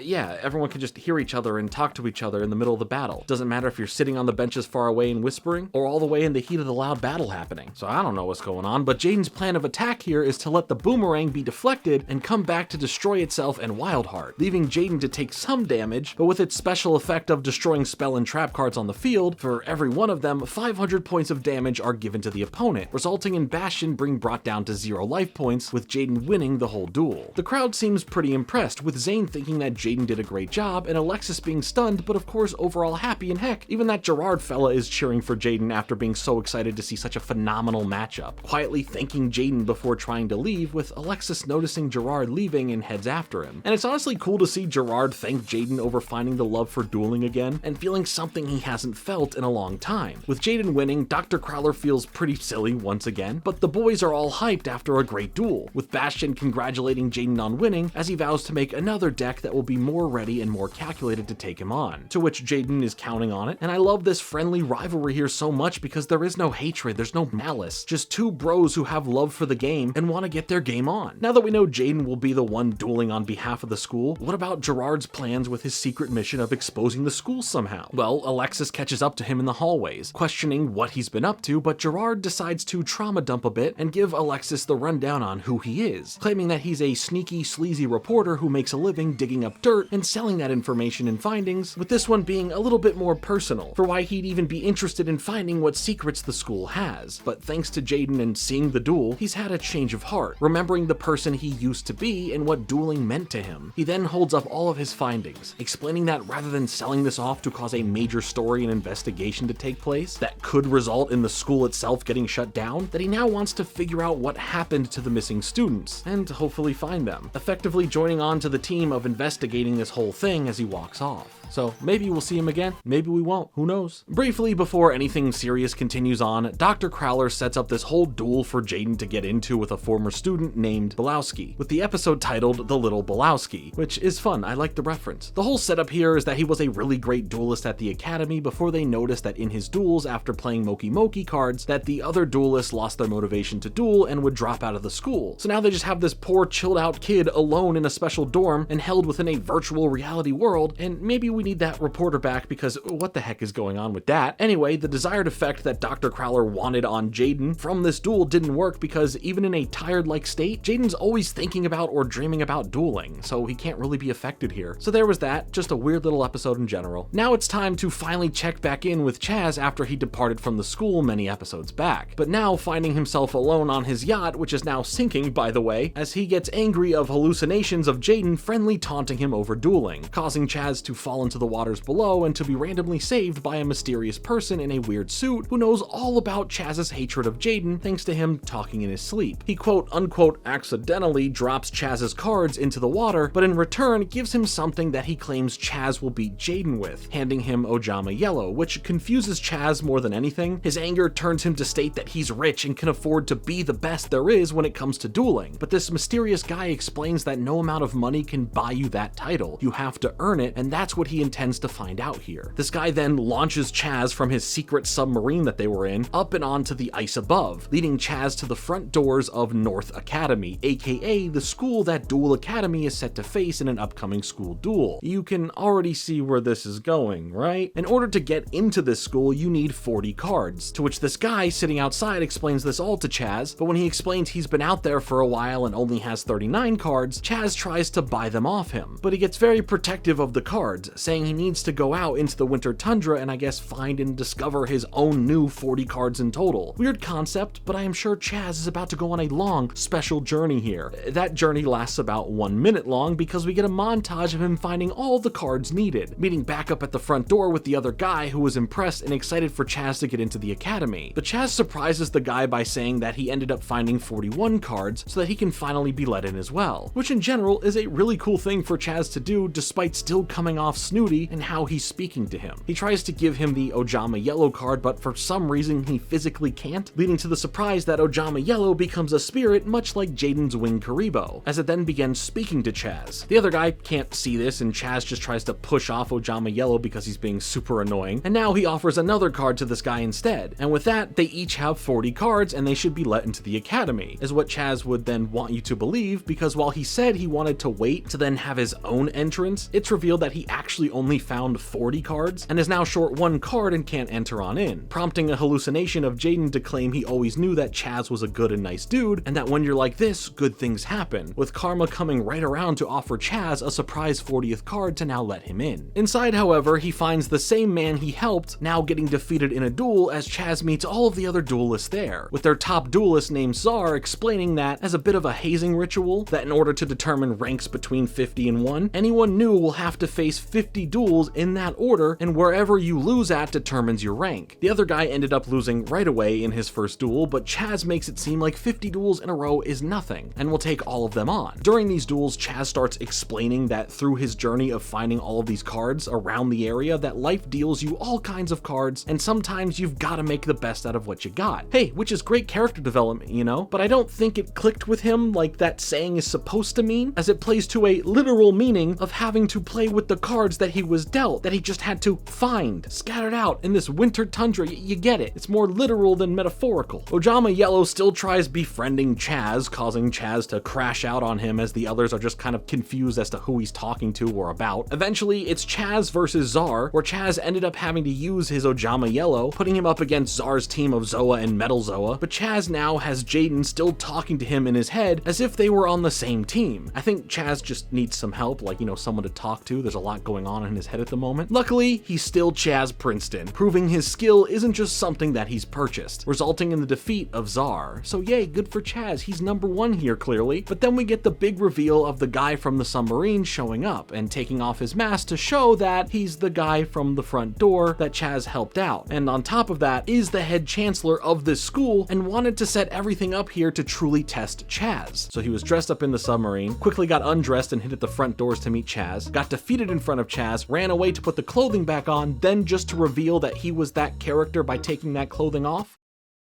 Alright then. As it's explained to Chazz now, he's the top student here, and will be the one representing the school in a battle against Duel Academy, giving him a chance at revenge against Jaden to defeat him. Rather than learning further lessons like it seemed we were when it came to him having to make do with the cards he was dealt, the Chancellor here makes it about Chazz seeking his revenge on Jaden, to which Chazz is jazzed about. So yeah, lots of stuff going on here with Chazz. His consciousness is all over the place, going back and forth about doing the right things and doing the right actions, but also in the end was still having the wrong mindset about it. Yu-Gi-Oh! GX will continue in a moment.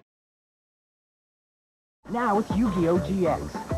Now it's time for the big school versus school duel between Duel Academy and North Academy. North Academy seems nearly cult-like from the structure of the buildings, to the location, to how they treat their top students that they have, and Chazz now dons a sleek new all-black jacket instead of his obelisk blue one, with the Chancellor giving him some powerful new cards to add to his deck, while the other students chant "Chazz it up." Yeah, you know, things ain't right here. They then arrive at Duel Academy where Jaden is eager to meet his opponent, as it is revealed that it is Chazz, and Jaden doesn't understand understand this for a second, not realizing that he's their top student to go up against him. Once this is all cleared up, you can see how ready Chazz is for this match, but this is interrupted by some helicopters coming over them, as it ends up being Chazz's older brothers who are expecting him to win and want to use this duel for good publicity for their family business, making sure that the duel itself is broadcasted all around the world for everyone to see. Both brothers privately confront Chazz and talk about him making a big show of how he will be the king of duel monsters because this is what is expected of him, mentioning him as a slacker, and now we see where he takes those harsh words thrown at him to then toss at others like Jaden. They hand him a briefcase full of expensive, powerful cards that they have purchased for him, telling him that he'd better go out there and win and show everyone why the Princeton name is so prestigious. Chazz is kind of in some form of silent shock from this, not being able to fully speak back against his older brothers and the family plan in general. But shortly after, in the restroom now, Chazz ends up having a bit of a breakdown, telling himself in the mirror in a voice that sounds like he's holding back tears that he needs to man up and go out there and win, and show his brothers that he isn't a slacker, showing us how much pressure he is under, and a bit of the real Chazz who is struggling behind the curtains. Jaden, however, catches all of this when walking by, seeing what Chazz is going through, but doesn't make himself known. Before the big duel starts, Jaden speaks to his friends about understanding more of what Chazz is going through and knowing how hard it must be to be under such intense pressure, and that no matter what, one of them is going to lose here. Chazz makes his own entrance onto the field though, telling everyone at Duel Academy that he is not the same Chazz they once knew, despite that being,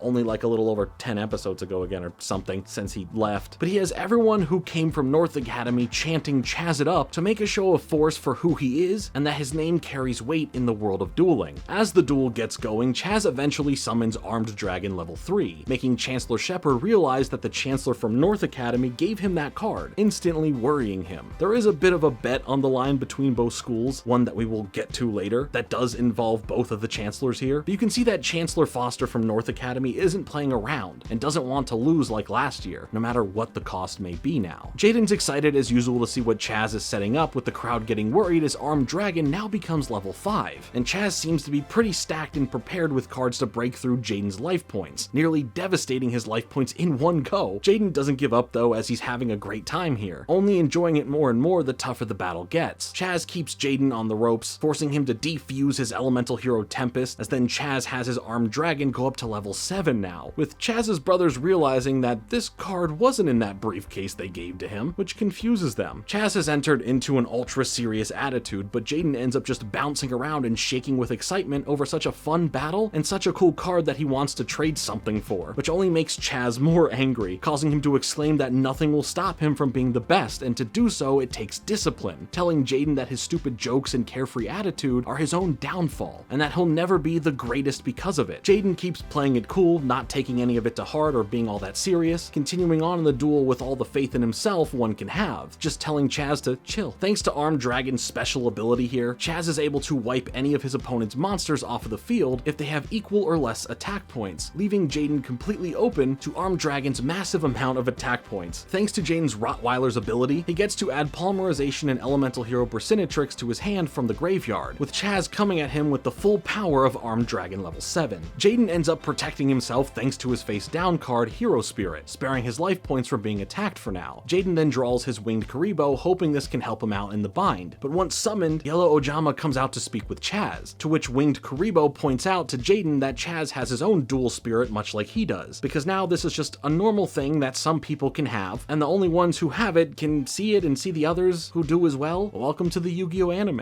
Who knows what can happen or make sense sometimes, but as long as we're having fun, then that's all that matters, for the most part. Either way, the match continues with Winged Karibo saving Jaden for longer in the duel, with Jaden being able to use Pot of Greed. That's a new card, never heard of that one before, know what it can do, but he then uses Special Hurricane to destroy any special summoned monsters, taking care of the Armed Dragon, with Jaden bringing out Elemental Hero Wildheart to attack Chazz directly to keep the battle heated up here. Chazz uses the graveyard in the 4th dimension to get some of his Armed Dragons back into his deck to be shuffled in, while he then plays another Armed Dragon level 3 to the field. He's feeling all the pressure to show his brothers that he's the best and will live up to their family name so as to not let them down and ruin their plans. Jaden ends up realizing Chazz isn't doing so well in the head at the moment, thinking of how he can help Chazz realize that this pressure shouldn't be there, and that this duel is all for fun at the end of the day. He snaps into Get Your Game On mode, which is just like when Ash would spin his hat backwards in the Pokemon anime, knowing that he has to show Chazz what dueling is all about. After Jaden defeats Chazz's Armed Dragon level 3, he activates the graveyard of of Unkindling, allowing each of them to special summon a monster from their graveyards to the field in defense mode. While Chazz brings his Armed Dragon level 5 back out to the field, Jaden brings back Hero Kid, a card that he secretly discarded in order to use Special Hurricane earlier that has the effect to bring out the other Hero Kids in his deck, having a total of 3 on the field now in defense mode. Chazz isn't too worried about Jaden's defenses here, playing level up to turn Armed Dragon level 5 into level 7, bringing the situation to where it was earlier. By then playing Armed Charger and attaching it to Armed Dragon level 7, he attacks Wildheart, destroying him and leaving Jaden with only 300 life points. By doing this, the effect is activated where Chazz can now bring a monster back from the grave to his hand just so long as it is under the amount of attack points than the monster just destroyed, bringing back his Masked Dragon that he immediately sacrifices to the graveyard to use Armed Dragon level 7's ability, allowing him to wipe out all 3 Hero Kids on the field, leaving Jaden wide open to Armed Dragon's attacks, literally looping us all the way back around to the same situation from earlier. Jaden isn't feeling anything but a nice time, enjoying the match and telling Chazz that despite the pressure his brothers are putting on him, that he should just be having fun. Winning or losing, it's about enjoying the game itself, which is why Jaden is able to be so calm and is having a great time despite being in such a dire situation. He also fills Chazz in on knowing that it's the pressure from his brothers that is causing him to have a reason to duel rather than doing so for the fun of it. Chazz doesn't bite on what he assumes is bait, saying he duels to win, as Jaden is basically like, well, I tried. Let's see how this turns out for you then in the end. Jaden then brings out Elemental Hero Flame Wingman, as well as plays Miracle Kid, which causes Armed Dragon to lose 400 attack points for every Hero Kid in the graveyard, taking Armed Dragon level 7 down to 1600 attack points, leaving Flame Wingman open to attack and win the duel. But the camera crew noticed this as well, cutting the camera feed worldwide so that no one outside of those in the arena know the outcome. With Chazz losing, his brothers go up to him and berate him for doing so, telling him he is no brother of theirs and how much money they have wasted on setting up the whole camera crew and getting press for this, all for him to lose, as Chazz begs on the ground for another chance. Jaden, along with all of the other main characters, confront the brothers as Jaden speaks up to defend Chazz, putting the blame on the brothers as they threaten Jaden that they can crush him and silence him because of their power and influence. They also explain that Chazz is nothing to them now, as the world mostly saw how bad he was schooled and how could anyone come back from that. They are mad that Chazz used his own cards and not the cards that they bought for him, leading to Jaden saying that he did win the battle of going against these two, deciding to use what he believed in rather than what they bought. But also in the same breath, technically he was given some of those cards from North Academy, and all of his original cards were basically, waterlogged, but semantics, sorry. Jaden's words hit so hard that even Dr. Crowler was crying in the club over it, feeling that he was right in taking his side. Jaden continues on to say that, despite it sounding cheesy that they both won here, it was a great match and Chazz is growing in all the ways that he believes in. But he tells Jaden that no one else believes that. It can't be true and he's just being nice to him. But in the most heartwarming way, all of the students from both schools start chanting Chazz it up, exclaiming how much they do care about Chazz and have faith in him and his dueling, and that he does have a place here. He may not have won the duel, but he has won the hearts of everyone here who support him as a person. His brothers end up leaving from there, with Chazz mentioning to himself that there is still one more score to settle. At the end of the day now, Duel Academy is saying their goodbyes to North Academy, with Jaden telling Chazz to keep in contact and to write to them. Chazz, however, surprises everyone by saying that he isn't going anywhere, asking to come back to Duel Academy as the Chancellor says of course he can. He's one of the school's best duelists. While North Academy is sad over this, Chazz knows that he belongs here and wants to be in the presence of those who truly have had his back. But will his attitude fully change?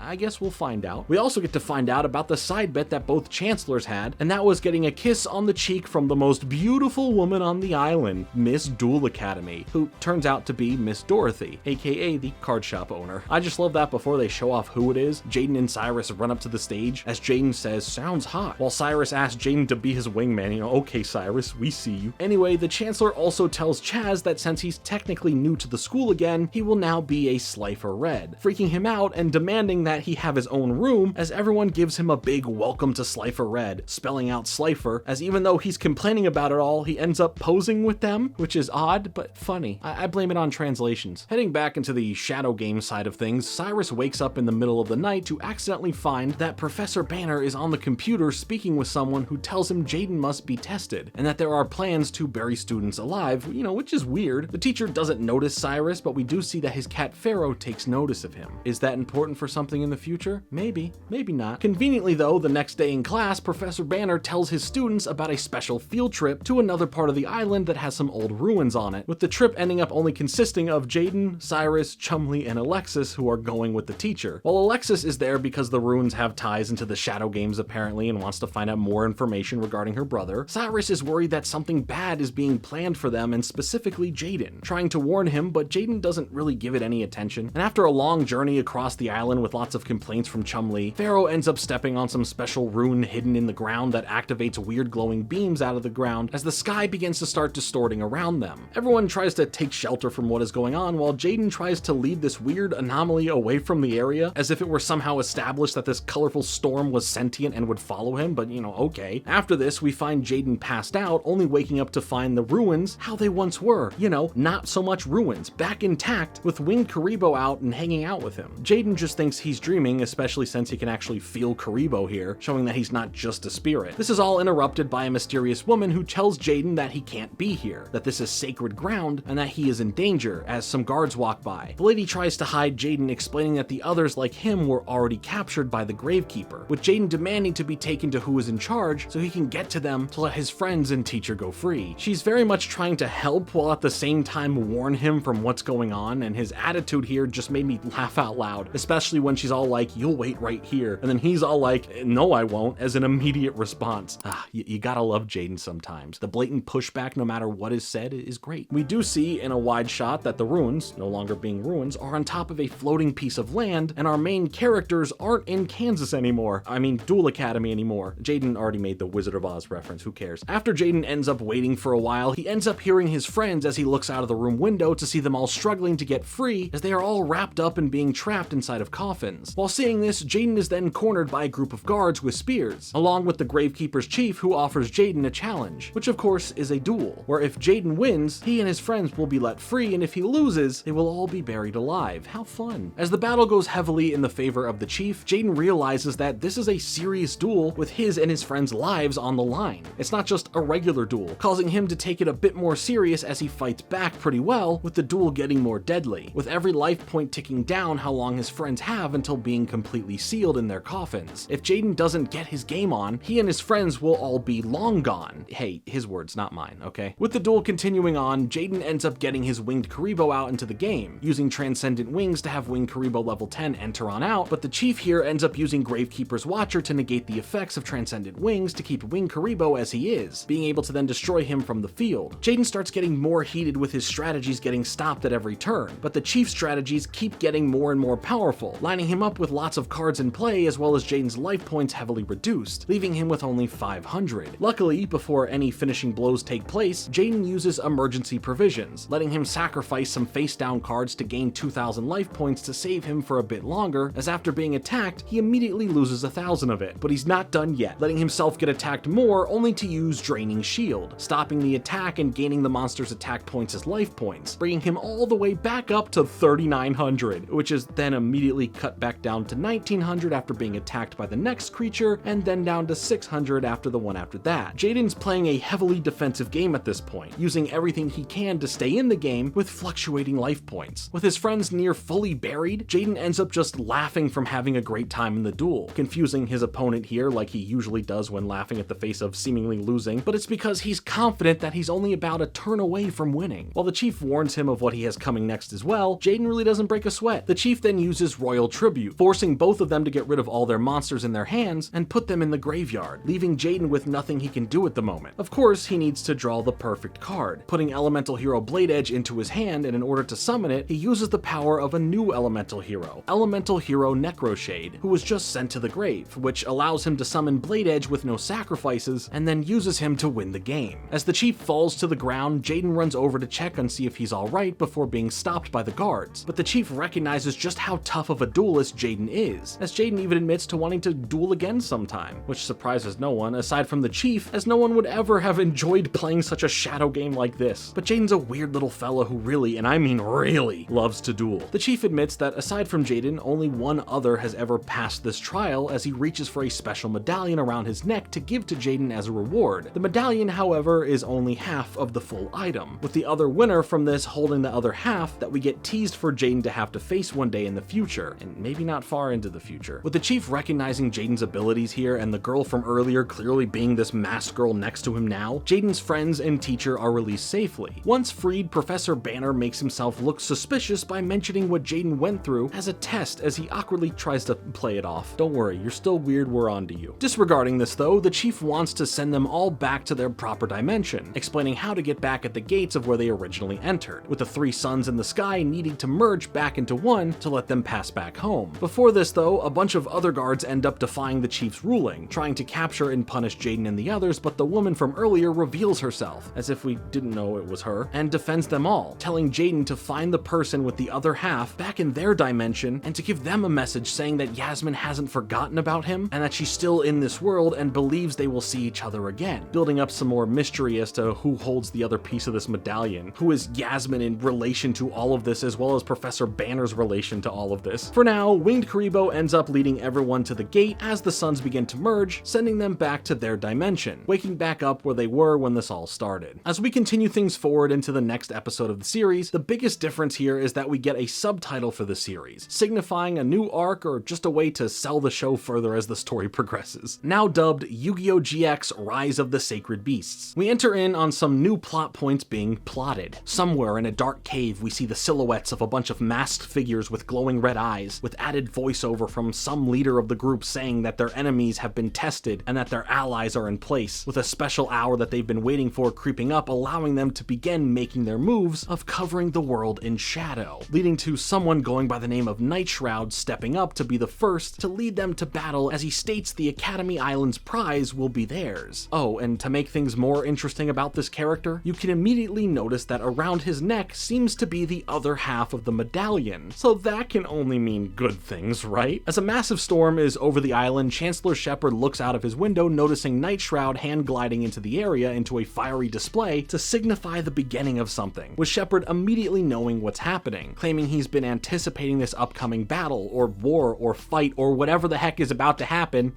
We see that Nightshroud's medallion begins to glow, as well as Jaden's while he sleeps. However, things seem normal as the next day starts. Everyone's in class, Jaden has another ridiculous way to try and hide himself sleeping while looking awake, but not too long into the day, Jaden, Chazz, Bastion, Alexis, Zane, Professor Banner, and Dr. Crowler all get called into the Chancellor's office, confusing them all for why they were asked to come and see him. Dr. Crowler makes a joke at Jaden's expense regarding all the school's best duelists being here, with one thing not being like the other, but Jaden deflects this by saying Chazz was invited here as well, with Chazz getting mad and saying that he was talking about Jaden, not him, and I just love this bit of banter happening between them all. You can never really tell if Jaden's just being stupid to be stupid, or if he's actually stupid, but you know, stupid in like a nice way, like silly. Turns out, aside from the whole abandoned dorm with missing students and all this shadow game other dimension set stuff, that reporter guy Gerard may have been onto a lot here, as there is more hidden within the school, more cover-ups, literally, as the Chancellor explains to this selected group that there are such things as the Sacred Beast cards, which are these three beasts that all resemble similarities to the Egyptian god cards, but stem from designs and lore based on Judeo-Christianity. One thing I love about Yu-Gi-Oh! Is all of the lore just behind the cards themselves, their influences, what they represent, and so much more, and these three sacred beasts are no different. Maybe that's something down the line to deep dive on my other channel, but if you're looking for Pokemon lore, check out my second channel, as I'm working on some fun Pokemon lore related videos over there. But let me know if you'd want to see some Yu-Gi-Oh! Lore too. Anyway, the Chancellor explains that these cards are important, and they are locked away underneath the grounds of the school itself. See, a literal cover-up. Man, what is this school? Heck, part of the reason the school was built in the first place was to protect and hide these cards away, which is crazy in general, by the way. Chancellor Doomscroller over here explains that there is said to be nothing but a terrible fate if these too powerful for humanity cards were to see the light of day, explaining that the world will turn to chaos and it will be the end of every living thing as we know it. Man, then why are these chunk of episodes titled Rise of the Sacred Beasts? It should be titled The Continued Hiding of the Sacred Beasts or something. Shouldn't be making them rise, you know, but I digress. Jaden doesn't really understand how severe this all is, wanting to take the cards out for a spin himself, but ignoring his card-loving antics. Chancellor Shepard explains that it's up to the 7 people he invited here to be the protectors of the cards from the Wicked Ones coming after them. The Wicked Ones, as explained further in the exposition dump here, are 7 elite duelists known as the Shadow Riders. So like, which is it? Are they the Wicked Ones or are they the Shadow Riders? You can't have 2 names for your group. That's not fair and it just complicates things. The Chancellor tells them that they each have to protect the 7 spirit gates that protect the Sacred Beast cards, with them only being able to be opened with 7 special spirit keys that he disperses out to each of them to protect and not let the Shadow Riders get their hands on. But they can't simply be stolen, they need to be won through a duel. duel. So that's why the best duelists have all been asked to be here. All of them are shocked, heck, even the cat Pharaoh is shocked, and I love that he's so included in on things. But the Shadow Riders will be seeking out those who hold the keys. So it's not about trying to hide and hopefully not be caught by a Shadow Rider. It's about being prepared to face them when they come around looking for the keys. He tells all of them that they are not obligated to do this and they can back out no problem, but if they're in, he asks who's ready to help save the world, relying on 5 kids and 2 teachers to be the one to stop a shadow organization from getting their hands on cards that can destroy the world. Yep, this sure is a Yu-Gi-Oh plot, alright. Man, just wait, if we ever do cover further series from Yu-Gi-Oh, things get even more wild with storylines. Anyway, Jaden immediately accepts, followed by everyone else as they all are trying to figure out who will be the first person to duel. But Chancellor Shepard explains that this isn't a pre-planned thing. This is a war, and that at any moment, any of them can be confronted by a Shadow Rider and be forced into a duel. So like, I don't know, just always be ready, I guess. Jaden explains this to Cyrus and Chumlee later on, and he's not too worried about it, but the others think Jaden is taking it pretty light for how serious the consequences would be for losing the keys. You know, the world-ending kind of consequences and all of that silly business. In the middle of the night, however, Winged Karibo wakes Jaden up, showing him a glowing light coming from inside their dorm, with his medallion now glowing as well. The other 2 won't wake up, but Alexis, who was walking around at night, spots this, entering in the room as Jaden is just as confused as to what is going on. But that's when a voice says the first duel is happening, bringing them both into a shadow game above a volcano where Nightshroud introduces himself. He also notices the other half of the medallion, saying that the Gravekeeper must be playing sloppy for it to have been won by the likes of Jaden. On top of this, Nightshroud has captured Cyrus and Chumlee, holding them captive and teasing their demise over the fate of the game. Plus he holds up a blank shadowy card, saying that the loser of the match, let it be Jaden or himself, will have their soul trapped within the card here, which is pretty old school Yu-Gi-Oh, and you love to see that. The duel between Jaden and Nightshroud begins, and not long into the duel, Nightshroud brings out my favorite Yu-Gi-Oh monster, the goat of all goats, the Red Eyes Black Dragon. Sorry Jaden, I might have to be on Nightshroud's side for this one. He literally has the best card ever, and I'll be mad if you win. The Shadow Riders want to get their hands on the Sacred Beast to start Doomsday. At least that seems to be their plan based on Nightshroud's mentioning of needing that to start Doomsday. Luckily for Jaden, he ends up getting Elemental Hero Rampart Blaster out, putting her in defense mode to protect himself while using her effect to attack Nightshroud's life points a bit. Unfortunately for Jaden, Nightshroud pulls Inferno Fire Blast, allowing his Red Eyes to attack Jaden directly at the cost of sacrificing its main attack phase this turn, which is a fair trade-off. It couldn't destroy Rampart Blaster anyway because of the defense it has. This brings Jaden all the way down to 700 life points left already. Not a good spot to be in, but we've seen Jaden in worse spots. Nightshroud then plays Attachment Dragon, forcing Rampart Blaster into attack position so it can no longer attack directly, and on top of that, be weak enough to be destroyed by Red Eyes on the next turn. With his friends' lives on the line, his own soul, and the ownership of his spirit key for the sake of the world, Jaden relies on his next draw to help him out of a pretty bad predicament. Yu-Gi-Oh! GX will return in a moment.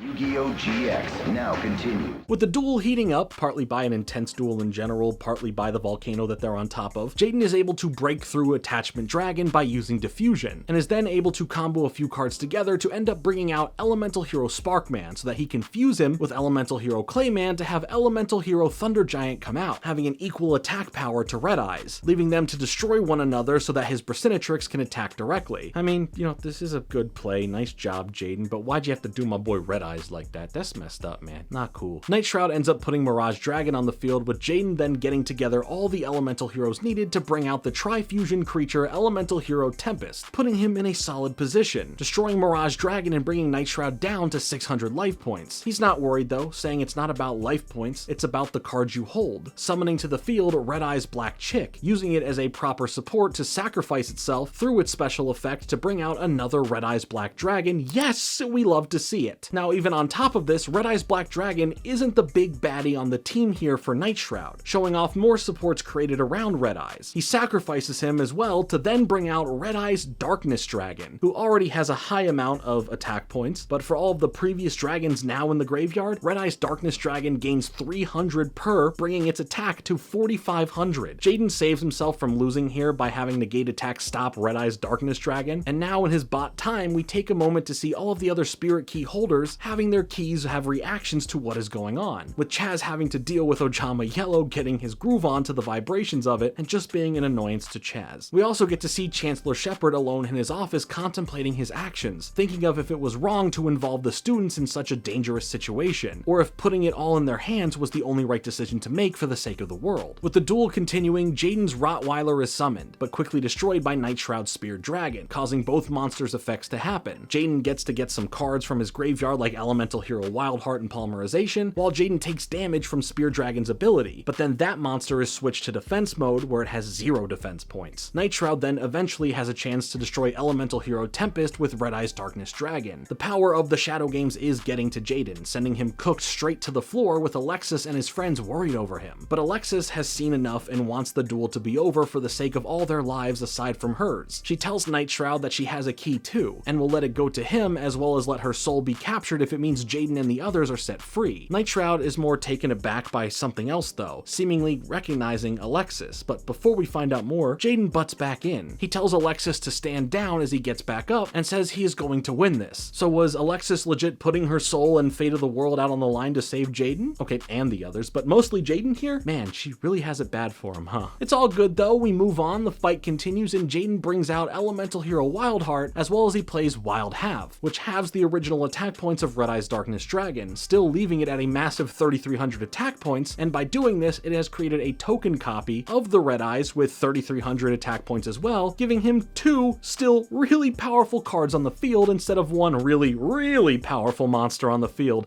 You better have a plan here, Jaden, because this still doesn't look too good for you, but you know what, I'll trust the process. Jaden then brings out a new Elemental Hero fusion, putting together Wild Heart and Blade Edge to create Elemental Hero Wild Edge. Okay, that one's not a very creative name. It comes out with 2,600 attack points, which still isn't enough to take on the armada of Red Eye's Darkness Dragons here, but his effect lets him attack all of his opponent's monsters. Added on with the ability of Skyscraper now being played, Wild Edge gains 1,000 attack points, making him more powerful than all of Night Shroud's monsters, attacking them all and winning the duel as fire then engulfs Night Shroud, as Jaden is more worried about his friends being safe, but from the exhaustion from the duel, he collapses, with Alexis trying to go and help him, leading to both of them being engulfed in flames as well. Luckily, this just transports them all out of the volcano and into safety. Jaden appears to be okay, but just passed out from everything, with Cyrus still crying over Jaden as if he is dying, regardless of Alexis being like, hey man, he's just sleeping from exhaustion, he'll be fine. Night Shroud, however, has had his soul trapped into the card, or more so what looks like just the mask that he was wearing, with Alexis going over to his body, only for that person to wake up for a moment and utter her name, leaving her shocked at who she is looking at. With the other students coming over to see Jaden and learn about what happened, Zane goes over to Alexis to see her hugging the body of the Shadow Rider, with tears flowing from her eyes and claiming that this is him, this is her brother Atticus, with Zane having a shocked reaction to noticing him as well. Now that the darkness has been lifted off of him, it seems like her long-lost brother is back, and it seems like we get a little more understanding as to what has happened to the missing students perhaps. While the ending here looks pretty happy on the surface, Jaden seems to be pretty roughed up, leading to them all understanding that if this is what it looks like to win one of these duels, then how much worse could it be to lose? With Jaden recovering from everything and Atticus in stable condition, but not awake yet, we instantly get into the next Shadow Rider coming to the island, with it being a female vampire that ends up becoming this rumor all around campus that there is a vampire on the loose. But our secret Spirit Key Society task force here is already getting debriefed about it and made to be on the ready for anything that happens and alert to anything that they notice. Her bats are scattered all around the school to spy on the key holders, where we see how each of them are preparing for any chance encounter with Professor Banner, being the most superstitious towards the thought of a vampire being real and having to deal with it. Once this vampire has gathered the intel she needs, while taking a bath mind you, she decides that her target will be Zane, literally rolling out the red carpet for the duelists to come to her at the lake, with Dr. Crowler forced by the others to lead the charge here and take her on in a duel. She appears in front of them telling Dr. Crowler that he isn't worthy of her time as she wants to go against Zane, but after taking offense to this, he pushes back and ends up being the one that she will duel for now, setting up the stakes, not a vampire joke, of the duel by putting Dr. Crowler's soul on the line to be put into a little voodoo doll if he loses. Her actual name is Camela, and she thinks that this will be an easy duel and just something that she'll have to get right through to get to what she really wants, and that's to duel Zane. Dr. Crowler even gets into the groove a bit and is having fun seemingly taking the lead, but that doesn't last long, with Camela's creatures hurting Dr. Crowler as he then realizes that this is in fact a shadow game. But thanks to his pride as a teacher, he stands up as a protector of his students, which is pretty cool to see for such a guy that you're made to hate for basically basically the whole show up until this point. While he may not be a duelist the students full-on think can handle this, he does have a few tricks up his sleeve that are impressive strategies. I mean, he is a teacher after all, but he may only serve as a buffer to protect the others from having to duel temporarily. The other students really want to step in and figure something out, but Dr. Crowler won't let them, refusing to let anyone step in. He ends up getting inspiration from the one person he probably wouldn't want it from, as Jaden tells Camela that Dr. Crowler can beat her and that he is a great duelist, which is cool to see him propped up a bit and more fired up for the duel thanks to Jaden. Then Camela starts speaking somehow while just having her tongue swinging around, but regardless, her bats are up to something, with her admitting that her bats have been spying on everyone, giving her the advantage. When the duel is not looking good for Dr. Crowler, he turns to everyone and says no matter what happens to him, remember this. It's true that he may have been hard on them all at times, but it's simply because he believes in them. Therefore, if he falls here, there is still hope, because he knows they all will rise. Beautiful, 10 out of 10. Zane tells him not to talk like that, but Camela seems ready to end things off, bringing him all the way down to 100 life points as he taunts her about the Shadow Riders supposedly being so tough, indicating that she's not. She then sends in her final attack with Dr. Crowler turning to Jaden and saying, "Avenge me, my boy." And Jaden's like, "I will, but you're not my dad." With the final attack taking out Dr. Crowler, everyone is stunned at the result, leaving them no choice because of the rules of the duel that she gets to take the key from him fair and square. Plus, as a bonus, Dr. Crowler's soul is then trapped within the little voodoo doll. Jaden nearly steps in to face her with Zane holding him back, not saying a word as she then leaves the area, waiting for them to come and find her again for their next duel. With Jaden refusing to properly rest up from his duel as the others are trying to plan on what to do, deciding their course of action, it seems Zane has a plan of his own, as he begins to head off alone as Cyrus notices this and confronts him on where he's going, telling Cyrus that with all that's on the line, he should already know where he's going, which is to go find Camela to duel against her. In the meantime, Ojama Yellow and Chazz realize that Dr. Crowler is sentient within the voodoo doll, so that's funny, but the bats are coming out to play, alerting all of them that it is time to deal with her again. And Zane didn't fully go alone though, he was just kind of waiting for all of them to catch up and follow him at their own pace when they were ready, I guess, whatever that case may be. They all enter into the world of Castlevania to deal with Camela, meeting with her in the middle of the castle for the same stakes as last time, as Zane wastes no time getting into it, getting his most powerful monster, Cyber End Dragon, out on his first turn, which is like,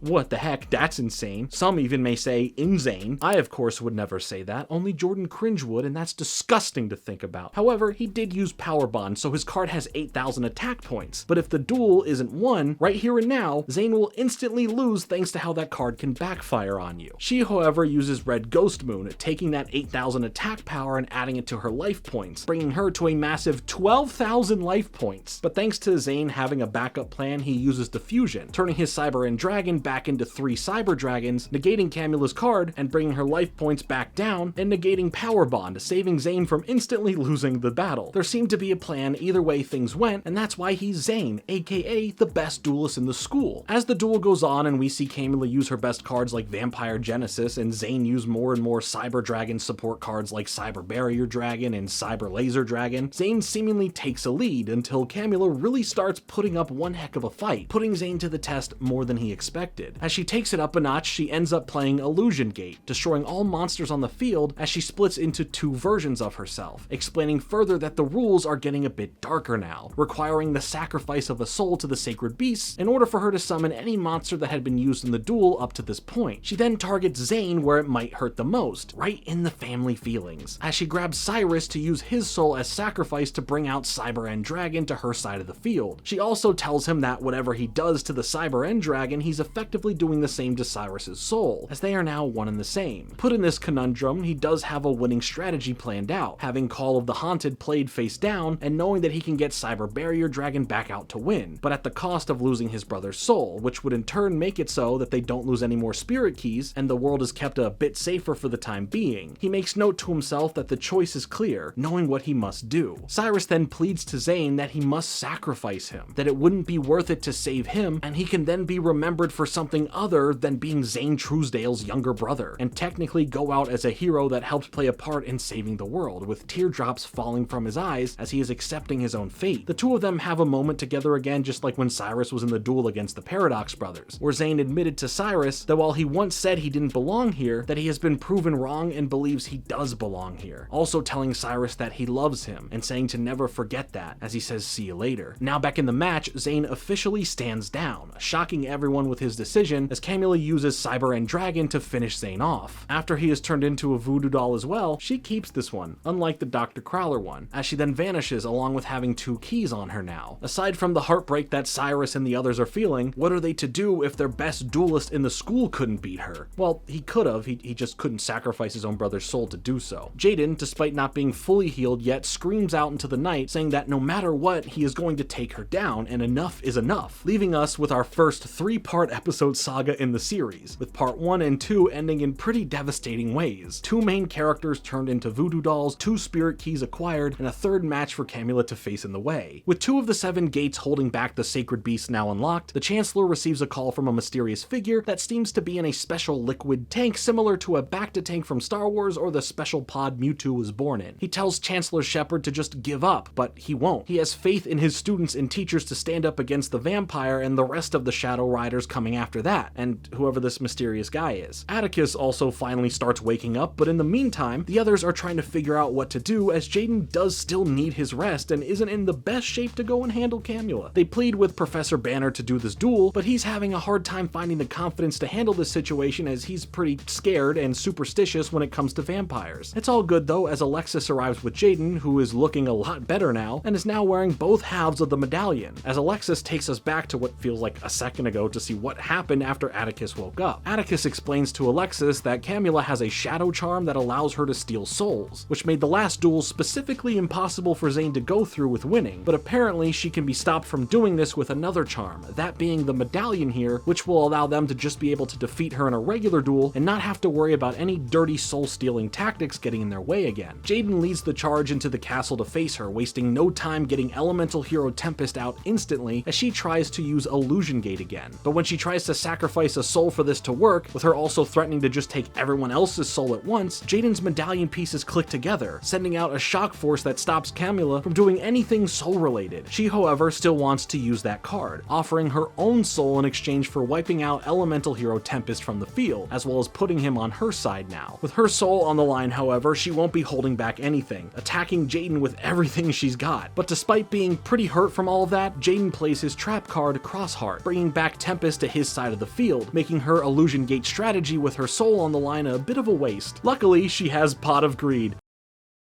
Nice. Not so nice, however, is that she ends up getting her Vampire Genesis out. As they all know how prepared she has been to deal with their decks and playstyle, she explains again that her bats are her spies and have fed her all of the information she's needed. With Jaden not doing so well, and the morale from the others, especially Chazz, being pretty low, Camela ends up telling us a bit of a backstory about vampires in general, talking about how they once lived in harmony with regular people, but once war broke out, with either side not knowing who really started it, many of innocents were slaughtered. And as for the vampires themselves as a race, she found herself as the sole survivor, locking herself away in a coffin until she was found one day by a shadowy figure, one who offered her the shadow charm that she has around her neck in exchange for helping this person acquire the sacred beast cards, or if she were to decline this, just live the rest of her life in the coffin, alone, forgotten, and hidden from the rest of the world. And with her wants with the power of the shadow charm, it would allow her to gain souls so that she could then use them to resurrect her army of vampires to then take revenge against humanity for slaughtering them a long time ago. Jaden doesn't really care about the backstory, just what's at stake, playing Fusion Gate to not only get his Elemental Hero Flame Wingman out on the field, but to then fuse him with Elemental Hero Sparkman to give us another new Elemental Hero fusion, and one that was really cool at the time to see, back when this all originally came out, and that's Elemental Hero Shining Flare Wingman, a card Camela wasn't expecting based on her spying tactics. For each Elemental Hero in the graveyard, Shining Flare Wingman gains 300 attack points, bringing him to 3,100 attack points, being able to destroy Vampire Genesis. On top of this, thanks to Shining Flare Wingman's ability, she gets hit with the amount of attack points of the monster just destroyed, bringing her life points down to 0, with her soul then being taken as a sacrifice from the Illusion Gate. Zane and Dr. Crowler end up returning to human form and are alright in the end. The whole castle itself was a part of the Shadow game, with everyone needing to escape from it in order to be safe, and luckily they do, as the bright sunny days return to the island, stalling the end of the world some more as our heroes have defeated their toughest opponent yet from the Shadow Riders, as well as giving us some more lore about this mysterious figure pulling the strings behind the scenes. Next, it's Yu-Gi-Oh! GX.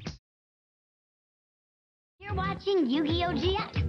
After all of that and dealing with some nightmares, Jaden ends up having to deal with dueling a spirit monster, one based on Kaiba called Kaiba Man, the most vain card one could have had made of themselves, as it then uses Kaiba's cards to duel Jaden. Despite losing to Kaiba Man's Blue Eyes Ultimate Dragon defusion strategy, the duel wasn't that serious, and Kaiba Man teaches Jaden a lesson to help him with his nightmares, saying that defeat is nothing to be scared of. What matters is if you can get up after. Okay, we know this isn't modeled after Kaiba, this is making him look like the nicest dude out there. Well, with the spirits helping him, Jaden is more confident than ever to deal with future run-ins with the Shadow Riders. Also, everyone's just cool with spirits of cards just being a thing, whatever. Also, in the meantime of not dealing with the Shadow Riders, as the school's in jeopardy of being bought out now by Chazz's older brothers in order to shut it down in their conquest of ruling different important parts of what makes the world go round, you remember. Business, politics, duel monsters. Anyway, thanks to a cameo from Seto Kaiba saying that it's about the dueling, not the money, the school has a chance to duel for the sake of it being bought out, with Chazz being forced to duel one of his brothers with some steep stipulations. One, he can only play with monsters 500 attack points or lower, and that the brother can play with all of the expensive rare cards they originally bought for Chazz. This is a very cathartic episode for Chazz, having to overcome how he is allowed to battle, forced to learn to have a real connection with his spirit monster Ojama Yellow, as well as putting a stop to his brothers and standing up to them in a very personal way that makes it feel like he's having to go against his own family. Through this episode, Jaden helps Chazz figure things out and is there for him. Heck, he even sings the GX theme song to pass the time at one point. How meta can you get? We even see how Chazz has to build a deck around the rest of the Ojama cards, and the soft spot Chazz builds to taking in all of these abandoned cards, perhaps seeing them the same way he feels when it comes to being cast aside from his brothers, or when feeling like he didn't belong at Duel Academy. Chazz may have this harder exterior, but we are starting to see more and more of the softy he truly is when we get these personal moments. Anyway, with a tough duel for him to face, Chazz ends up out-dueling his brother, using the Ojama cards and saying that they ended up teaching him something, and that's good brothers support each other, inferring that his brothers don't treat him like a real brother. Coming up with a solid strategy of Chaos Necromancer who has 0 attack, then using the power of every so-called weak or forgettable and unwanted card that is now in the grave so it can boost its attack all the way up to 3300, enough to finish off his brother with a direct hit, winning Chazz the duel and saving the school from their clutches. Everyone yells Chazz it up, and it's good to see Chazz get a self-redemption arc that lets him face his brothers head on. Along with this, we cut back to Kaiba again, who says that he knew these two would lose no matter what, noting he would never have trusted them with his school and that they have a lot to learn about world domination. Okay, so that's 2 episodes in a row where they want to make Kaiba look pretty good? What's going on here? Is this propaganda? It might be. Good for Chazz though, in general, and at least his dorm is now filled with lots of new spirit friends, regardless if they still do annoy him a bit. After that though, we must return back to the main Shadow Rider storyline going on, with Bastion preparing himself for anything that can happen, but he notices something odd in one of his decks, a card he believes he didn't put there, which confuses him a bit, but in trying to ignore that, as it would only be a distraction, he really wants to have everyone ready and in tip-top dueling shape for whatever happens next, forcing the Slifer-Ed boys to get up early to do different dueling exercises. No, like literal exercises, pulling cards in and out of their dual disc decks continuously as the boys then start getting distracted, talking about the card crushes that they have, which is so real for anyone who has ever played the game or collected the cards. Look, denying it only makes you look weird because we all know you're lying. Just don't be like Bastion, who denies having one, but then thinks of the card he found in his deck, and, you know, definitely wouldn't be one to crush over, just saying. Anyway, our main cast of characters eventually get brought out into the woods, where they discover a coliseum being constructed, with a big buff woman named Tanya having a bunch of students and Dr. Crowler build it for her in exchange for some rare cards, with her revealing to the Spirit Key holders that she is a Shadow Rider and was just getting the stage set for her duel with them. She ends up picking Bastion to be her opponent for the duel as he reveals his 6 decks, and isn't sure which one to choose as she offers something similar, having 2 decks, one of knowledge and one of courage, allowing Bastion to choose as he ends up picking her knowledge deck, while he then selects his earth deck for the match. The surprise stipulation here for the match is that this isn't a shadow game like the other duels, but rather what's at stake is Bastion's hand in marriage. As an Amazonian coming from an all-women tribe, she is shopping around outside of that to find herself a husband, wanting that to be Bastion. Most men would probably fold and lose this duel on purpose, but not our Bastion. He may not have a significant other, but he does have his winning formulas, so let's see if that can be enough for him not to lose focus of the plot here. Bastion knows what she's trying to do and lets her know that it won't work. He's got his head in the game and is only focused on winning the duel, as she won't stop going between flirting with him and outsmarting him with her knowledge deck. He does start overthinking everything, allowing her to get in his head a little bit, but he keeps being able to slip out of it and play his best. That doesn't mean she's giving up either, playing into the love-stricken woman she's trying to come off as, and playing her best. The more she offers these lovey-dovey feelings, we see it working more and more on Bastion, as he is trying to do his best to not get stuck in those comments. With him planning out his strategy in his head, finding a clear path to victory, the little bit of fogginess in his head had him overlook something, as he didn't calculate her face down card, ruining his plan and leaving him open to be attacked and lose the rest of his life points, passing out from the duel and losing the spirit key. Tanya then chases the others out, saying that she and Bastion are officially on their honeymoon and that they need to leave. Jaden screams back from the gates holding them outside of the Coliseum that this isn't over, as the others have to prepare for what to do now, especially having 3 keys gone and now Bastion held captive. Now we cut to everyone else camping out overnight, with them mentioning hearing Bastion making noises all night long,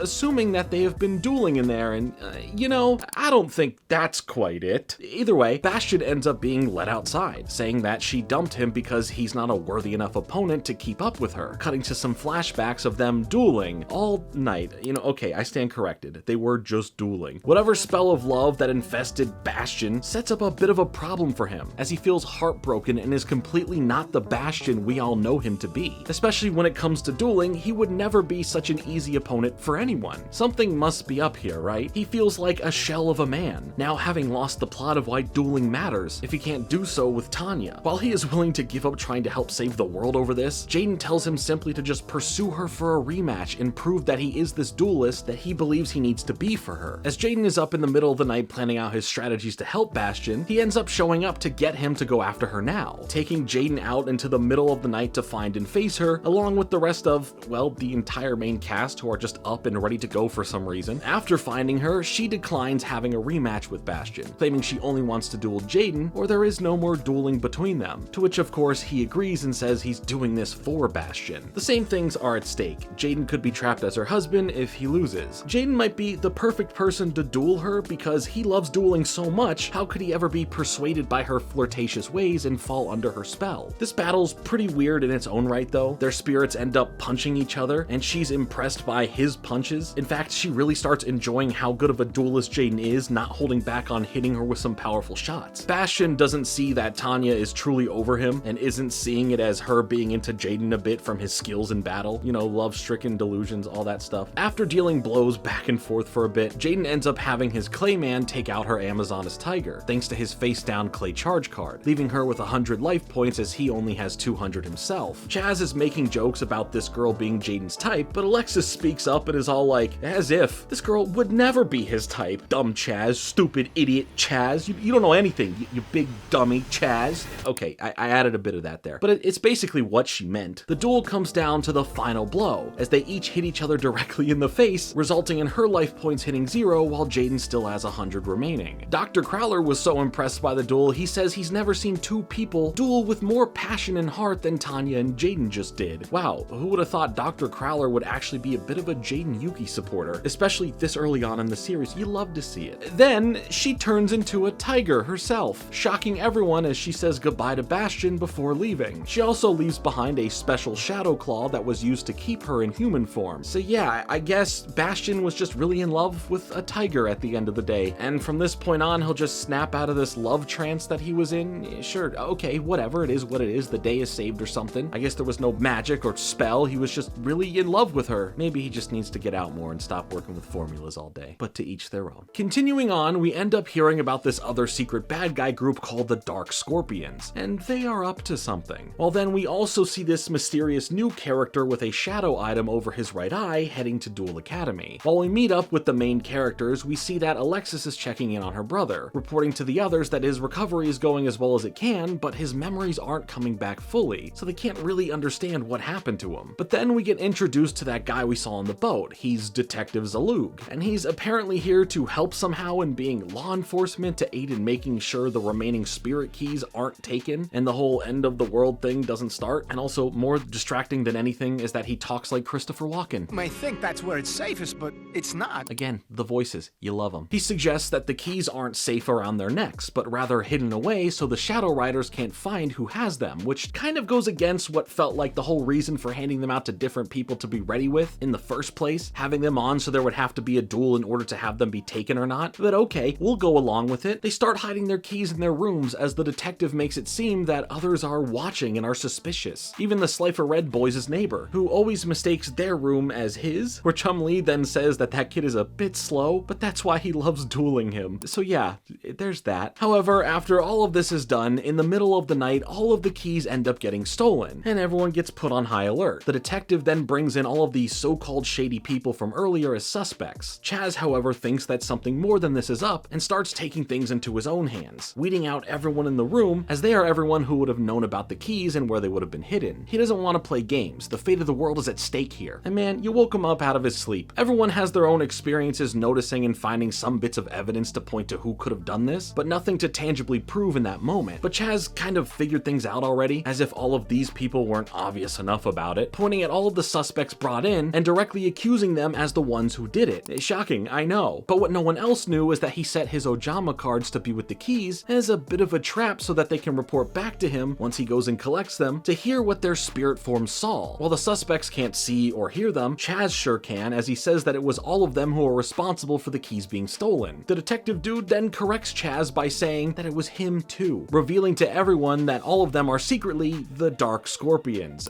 Who could have guessed? They have been deep undercover at the school, waiting and watching until they could finally have any leads on these keys after so many years or whatever, kind of making you second guess who any random person at the school could be. But maybe it's not that deep. It's just these guys we had to worry about. Chazz then stands up as the one to challenge them to a duel, as the main detective here is technically also a Shadow Rider. I know, being in two criminal syndicates is pretty ridiculous. Just pick one. But they go on to mention that the keys didn't work and the world didn't end because they didn't win them in a duel in the first place. So a lot of this was pointless on their behalf, but Chazz is ready to take them all down here and get those physical keys back for everyone. In the duel, however, the main guy here ends up playing himself and all of the other Dark Scorpions, as they are the characters on the cards here. So sure, it's Yu-Gi-Oh, I guess. Why the heck not? Cards being alive or spirits is just a thing here. It happens all the time. They seem to have a bunch of support cards and special abilities to really hurt Chazz's chances of winning here, but in the end, after all of the ridiculous weird meta dueling, sacrificial moments, and shootouts, Chazz brings out Ojama King by fusing all the Ojamas together, and thus ends up winning the duel. This episode is ridiculous, and I can't stress that enough. It is a goofy time with a silly battle despite it still being a duel involving a Shadow Rider and the fate of the world being left partially in the hands of it. It's the most Yu-Gi-Oh thing Yu-Gi-Oh can do sometimes, and I appreciate it not taking itself so seriously when we've had and will have so many more serious moments in the series. After they lose, all of the Dark Scorpions end up disappearing, with all that's left being the special Shadow Eye Patch. So yay, Chazz won, this Shadow Rider lost, and things are looking okay right now. You can't be mad at that. Plus Chazz now has the Dark Scorpions all as spirit monsters in his room along with all of the others, making his lonely life a lot more full. A surprisingly happy ending. Bringing it back to more of an Egyptian theme, we open up on meeting the next Shadow Rider, who is woken up out of a sarcophagus and brought back into this world thanks to another shadow charm, being told that it is time for him to fulfill his duties to the shadows. At Duel Academy, however, the class is being taught about the legendary status of figures like Yugi Muto and Seto Kaiba, and then you can hear someone in the class mentions that they prefer My Valentine, and we all understand that. But the main crutch of the lesson also talks about the game of duel monsters being played all the way back in ancient Egypt. Going further in the lesson, we hear the name Abidos the Third, who was a pharaoh that never lost a duel, so of course Jaden wishes he could have a chance to face him.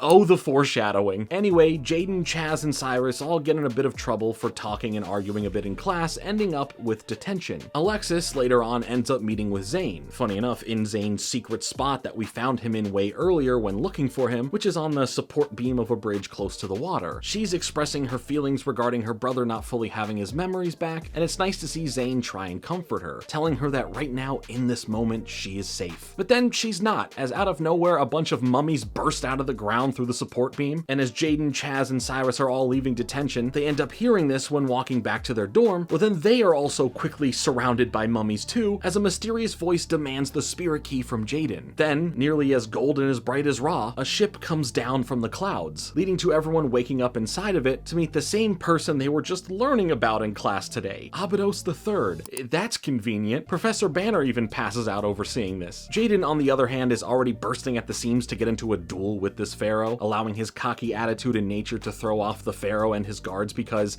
who would ever talk back to him? An apparent literal pharaoh from a long distant time. Either way, the duel is on and Jaden claims that he will be the first to get a win against Abidos. The duel is a match between a sarcastic, cocky kid and a young pharaoh who believes himself to be untouchable. So things start off pretty back and forth with the smack talk and all that, but once Jaden lands some good attacks and Abidos takes it really weird, it's revealed that he won all of the duels back in the day thanks to his servants letting him win, never giving him the chance to actually play the game and get truly good at it. As he is feeling pretty devastated at this revelation, Jaden tells him that this is his real first lesson then, and through this match, Jaden is going to help him. Is Abidos still technically a bad guy because of being a shadow rider with the purpose of helping start the end of the world? Yes. Is Jaden going to be Jaden because he is in fact Jaden?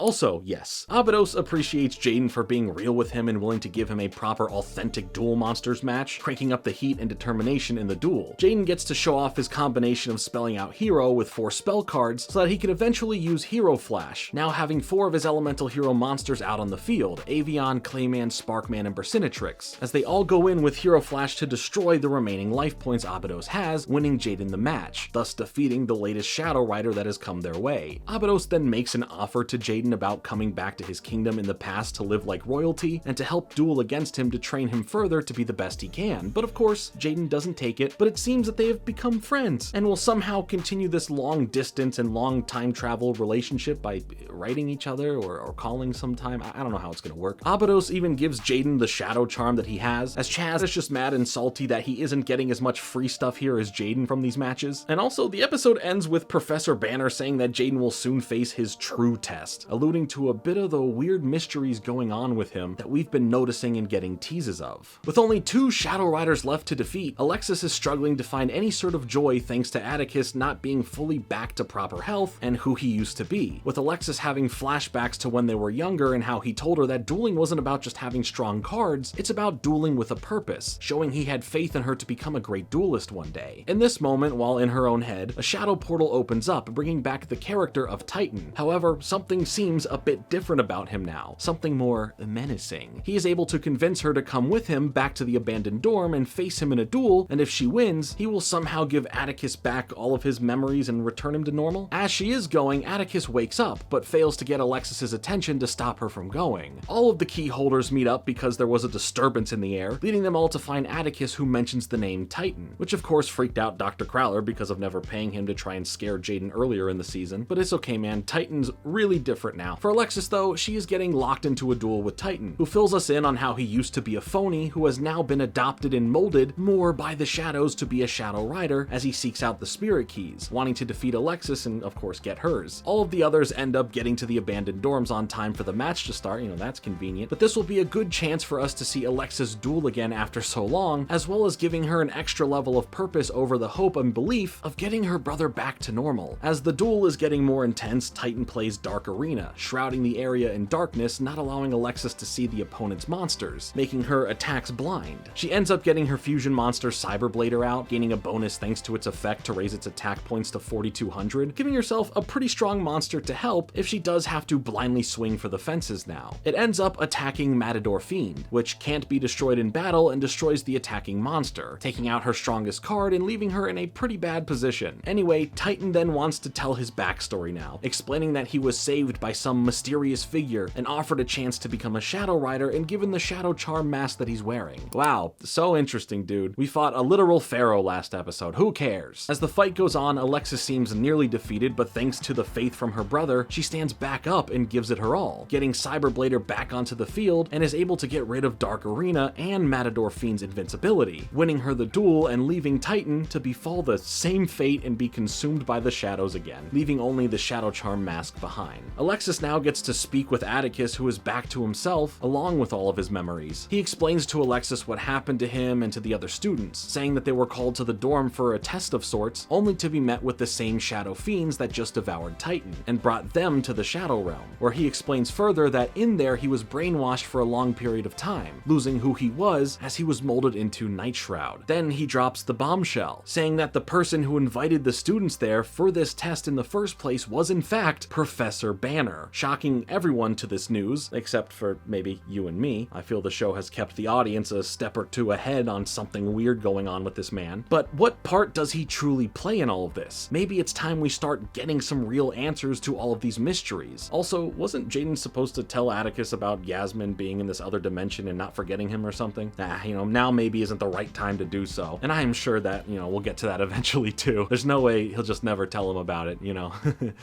I hope. Yu-Gi-Oh! GX will continue in a moment.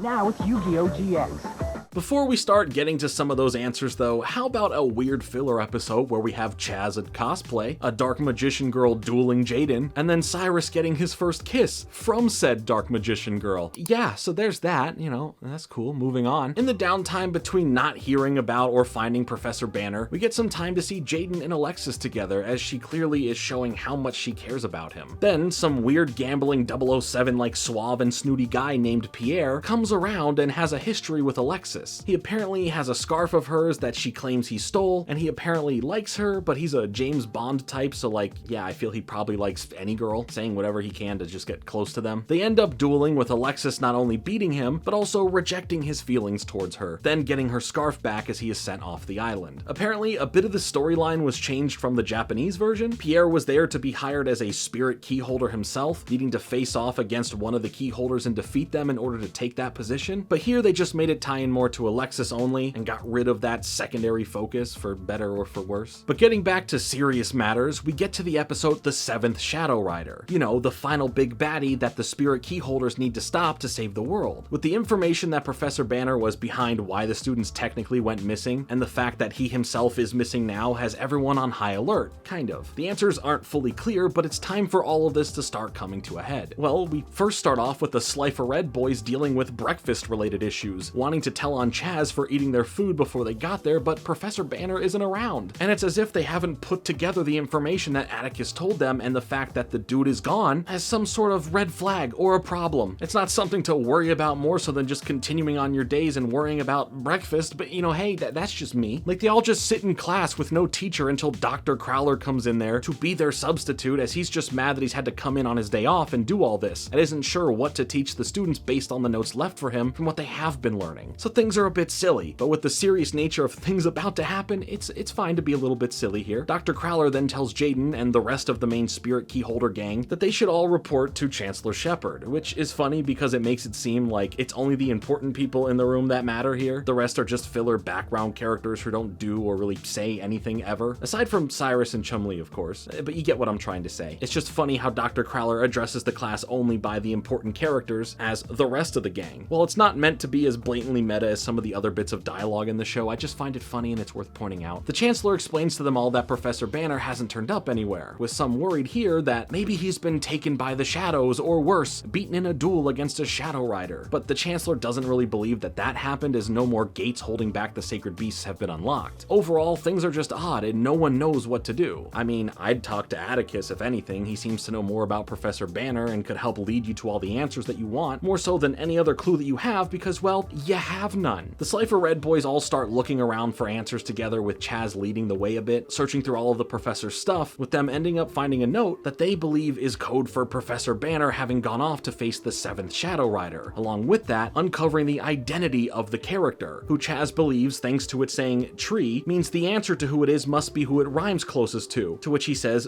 Dorothy, the card shop owner, who also works the school cafeteria. Oh, and don't forget, is Miss Duel Academy. Okay, maybe she is suspicious for having all these titles, but come on. Even then, all of these titles could just be normal for one person to have. 2 part-time jobs and a winner of a competition. It's believable, and probably just what she has to do to get by. A school staff wage isn't a whole lot, and I'm sure running a little card shop for students isn't really all profitable, and what am I doing? It's not Miss Dorothy. I'm not humoring this in a long-winded bit for the video, even though I already am for way too long, and I surely will get hate comments for, and I'm just sorry, okay? As they continue to search for clues or leads, with Chazz so gung-ho on solving things and being like a bit of a a lead detective here, just like he was doing in that earlier episode when he had to face the Dark Scorpion Shadow Rider, he does end up noticing a symbol on a map that Cyrus finds, saying it's the mark of Amnail, which is something that they were learning about in class. Knowing that Professor Banner is into alchemy, they believe that this marking on the map is where he must be as they head out and search for him. They plan on trying to find his cat Pharaoh as a way to hopefully find the professor once they are in the area, but little do they know that they are being followed by a mysterious person, as who knows who this could be. At the same time, Alexis ends up going to check on her brother, only to find the room that he was in now completely destroyed and him nowhere to be found, aside from a glowing symbol resembling the mark of Amnail that then quickly disappears. She notices a shadowy figure running away outside and follows them, believing them to be the 7th Shadow Rider and immediately getting into a duel with them. She's not playing around and refuses to let Atticus be hurt or taken again. But something is off about this person though. They aren't speaking and they quickly destroy Alexis in battle, taking her spirit key as her cards get scattered around the ground near her like it was a bloody murder scene. This mysterious character ends up pulling out a special book with Egyptian symbols on it, like we've seen before with the Millennium items in the past and the shadow charms here for the Shadow Riders, as it then glows and sucks Alexis in, raising the stakes for what is going on in general now. As the night comes and the Slifer Red boys are out in the woods, they discuss Professor Banner, with them not sure how there is a chance of him being a bad guy if that were the case here, based on how nice and kind he's always been to them. They do end up hearing Pharaoh in the woods somewhere, and as they are looking, Ojama Yellow comes out to warn Chazz that something doesn't feel quite right, but he doesn't care, naturally brushing Ojama Yellow aside as he then finds the cat. We do see that in front of Pharaoh was another mark of Amnail. Along with that is the professor's belongings as they one by one appear, each with the same mark in front of them. This then leads Chazz to be by himself and in the presence of that mysterious duelist, being forced into a battle right now, then and there. Chazz believes that this guy took Professor Banner and will fight to get him back. Jaden and the others end up running into Pharaoh as well, where after asking where he is, Jaden's medallion starts glowing. Will that be important? Who knows? For Chazz's duel, however, he ends up befalling the same fate as Alexis, with the mark of Amnail sealing his fate, leaving only his cards and crying Ojama buddies behind. And man, are his cards going to be waterlogged again?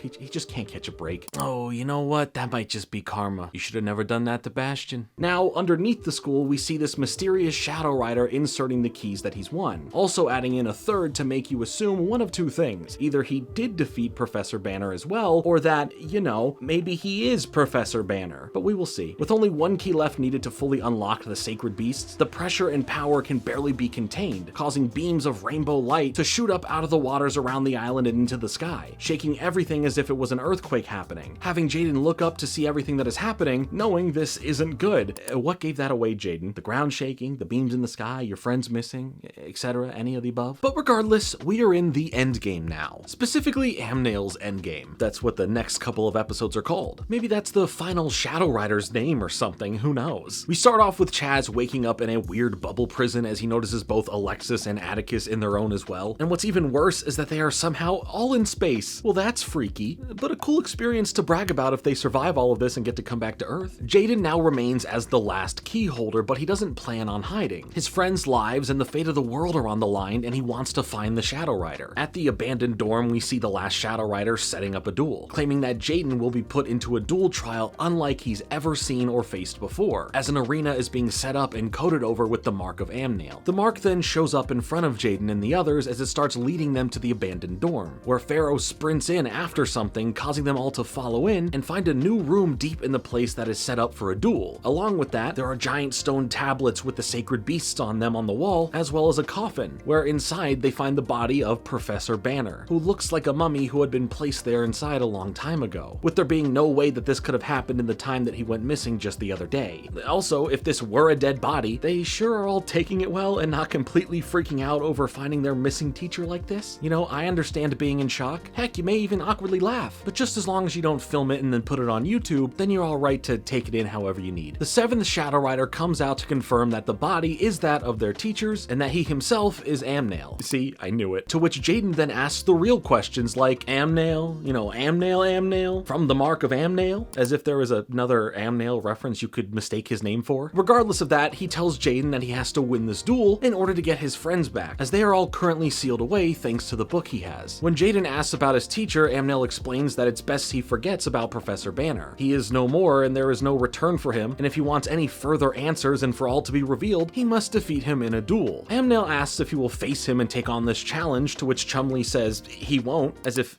anyone was talking to him. But Jaden of course accepts, and is ready to face his toughest duel yet. With the duel starting up, the mystery of who Amnail is kind of seems more obvious than ever. He has the same hairstyle, he uses alchemy cards, I mean come on. Does Chazz need to come back and start spelling things out here? I digress, but the battle doesn't start well, with Amnail coming out with 3 strong monsters on his first turn, blocking Jaden's attacks on his turn, and sending back a barrage of attacks right away. Amnail plays his cards just like alchemy, cycling in and out cards from the field and from play, saying that is the way of the alchemist, destruction and rebirth. This is probably alluding to the use of the sacred beasts, as well as in a way to destroy the world, but then rebuild it with new life or in a new way. No matter what Jaden does, all of his cards and strategies are blocked by Amnail, as he has a counter for everything Jaden is trying to do. With this duel, he is put to the toughest of trials yet, with Amnail really wanting Jaden to either prove himself by somehow winning or, you know, to fail and feel the consequences of it all. Eventually, Amnail brings out Golden Homunculus, who for every card removed from play gains 300 attack points, meaning that thanks to the 13 cards he's done that to so far, Golden Homunculus now has 3,900 attack points. He then mentions expecting so much more from Jaden before going in to finish him off, but Jaden does his laughing in the face of real danger thing and saved himself from the attack thanks to sending the card Mudmax to the graveyard, negating the incoming attack. He also can special summon a monster, bringing out Elemental Hero Avion, as well as regular summoning Elemental Hero Bracinatrix, as Amnail uses his Elemental Absorber to cancel out an attack by removing a card from play with the same elemental typing, which in turn powers up his Golden Homunculus even more. Jaden then uses some support for Bracinatrix, having Burst Return bring back all his other elemental heroes to his hand besides her, as he then plays Burst Impact, which will destroy all other monsters on the field besides her, and inflict 300 points of damage for each. This plan ends up working, wiping out all of Amnail's side of the field and bringing him down to 2,800 life points. From this, his mask starts to crack a bit, but what's deeper is the wounds on Cyrus's face after Pharaoh comes over and starts clawing him out of nowhere before running over to Amnail. This confuses everyone, as why would Pharaoh run over to this dangerous stranger unless he wasn't one? Then, for the big reveal, one that no one could have guessed, no one saw it coming, Amnail takes off his mask and shows us all that he is in fact Professor Banner. Not only that, he says that the body in the coffin is also him, mentioning that there is more going on here than you could possibly imagine, but the truth will be revealed soon enough. Jaden is surprised that Professor Banner is behind all of this, to which Amnail says what we're all thinking, going,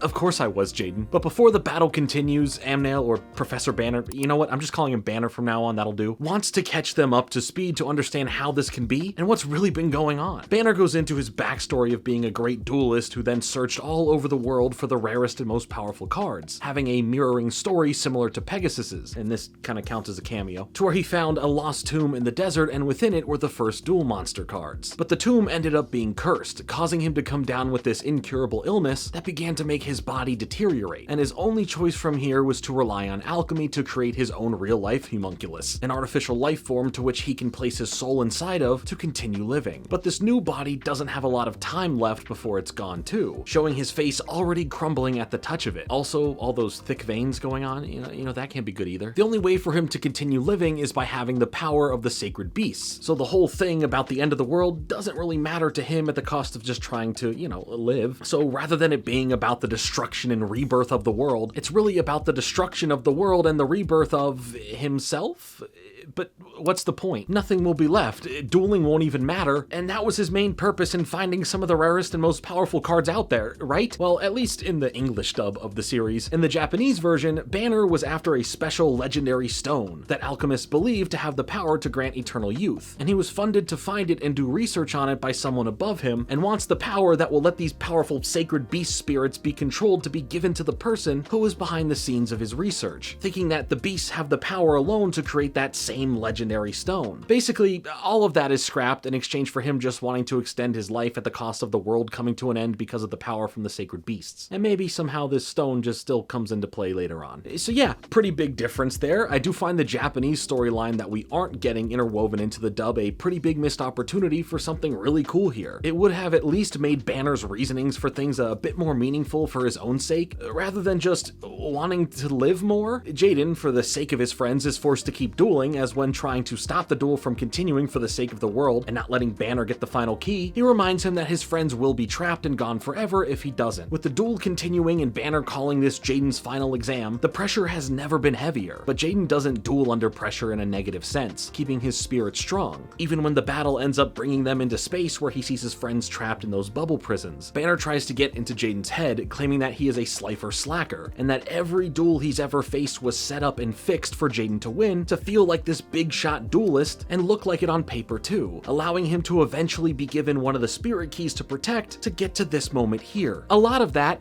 just isn't believable. I feel there are easier ways to have gotten to the spirit key than doing all of that, especially if the duel is going to be this tough. Why wouldn't he have wanted an opponent that he can beat in like 3 seconds like the others he took out? Anyway, Banner does the same play as earlier, this time having Helios Duel Magistus take in attack points for every card removed from play to now have 2400 attack points. Jada then plays the trap card A Hero Emerges, where Banner has to pick a card from Jaden's hand, and if it's a monster, Jaden can summon it, to which all of Jaden's cards in his hand are monsters, with Banner unknowingly picking Elemental Hero Blade Edge, a more powerful card than his. Banner's monster is defeated, but due to its effect, it comes right back to the field, only now having 300 more attack points, making it stronger than Blade Edge, destroying it and leaving Jaden in a bad spot with little life points left. However, he ends up comboing his Elemental Hero Bubble Man with Elemental Hero Avion through fusion recovery and polymerization to give us another new Elemental Hero, with this being Elemental Hero Mariner. I just love that before he says the name, he goes, "Oh yeah," like he's so goofy, and I love it. While the card seems way weaker when it comes to attack points, Jaden continues on by playing some cards face down and using Mariner's special ability because of that to then attack directly, hurting Banner's life points a decent bit. He ends up impressed with Jaden's set of moves here, but tells him what he's heard before, that he lacks discipline and is always cracking jokes, and that is why he will never be this great duelist. But the last time he was told that, he ended up winning. Unless you fixed that one too, Banner. He's also letting his power get to his head, saying it's cosmic and that there is no way Jaden can even come close to defeating him, offering Jaden a chance to join him as a servant. But when you start telling Jaden that there is no way for him to win, he kind of finds a way to win. So let's see how that plays out for you. Jaden also denies joining him and has enough friends as Banner responds that Jaden will be joining them in Oblivion. And what an idiot. Oblivion's not even a multiplayer game. So stupid. Now when Banner goes in for an attack, Jaden activates Mirror Gate, forcing the monsters to flip to the opposite sides of the field. But Banner then plays Grand Convergence, wiping the field of monsters and dealing 300 points of damage to Jaden, leaving him with only 300 left. Banner's monster comes back to the field thanks to its effect, now even stronger than last time, and tries to attack. But Jaden says, "I don't think so," using the spell card Flute of Summoning Karibo, bringing Winged Karibo out to then intercept the attack so that its effect can be used, buying him more time while he figures out how to get past Banner's seemingly unbeatable strategy. Banner, however, keeps taking it up a notch, now bringing out Helios Trice Majestus, who has the attack power raised up based on cards removed from play, making it have 3,900 attack points, sending in an attack as Jaden lets his Elemental Hero Clayman be defeated so he can play Hero Signal to bring out another Elemental Hero. He brings out Sparkman, but Banner attacks again thanks to his monster's continued ability, surprising Jaden as his Sparkman is destroyed and he is left open with no monsters, spells, or traps to pull from. In this moment, he begins to let the words of Banner ring in his head about everything he's done being fixed, and that he is not this great duelist like it is seen that he has proved that he is. But after replaying his greatest hits, he knows that it doesn't matter. Right now, the fate of the world and his friends matter, and he has to figure out a way to win the duel, despite if what Banner said was true or not. He believes in himself. You know who also believes in Jaden though? Professor Banner, who we can hear an internal monologue from him saying that Jaden can do this. All of his training, everything he has done has led to this, wanting Jaden to make his move and make him proud,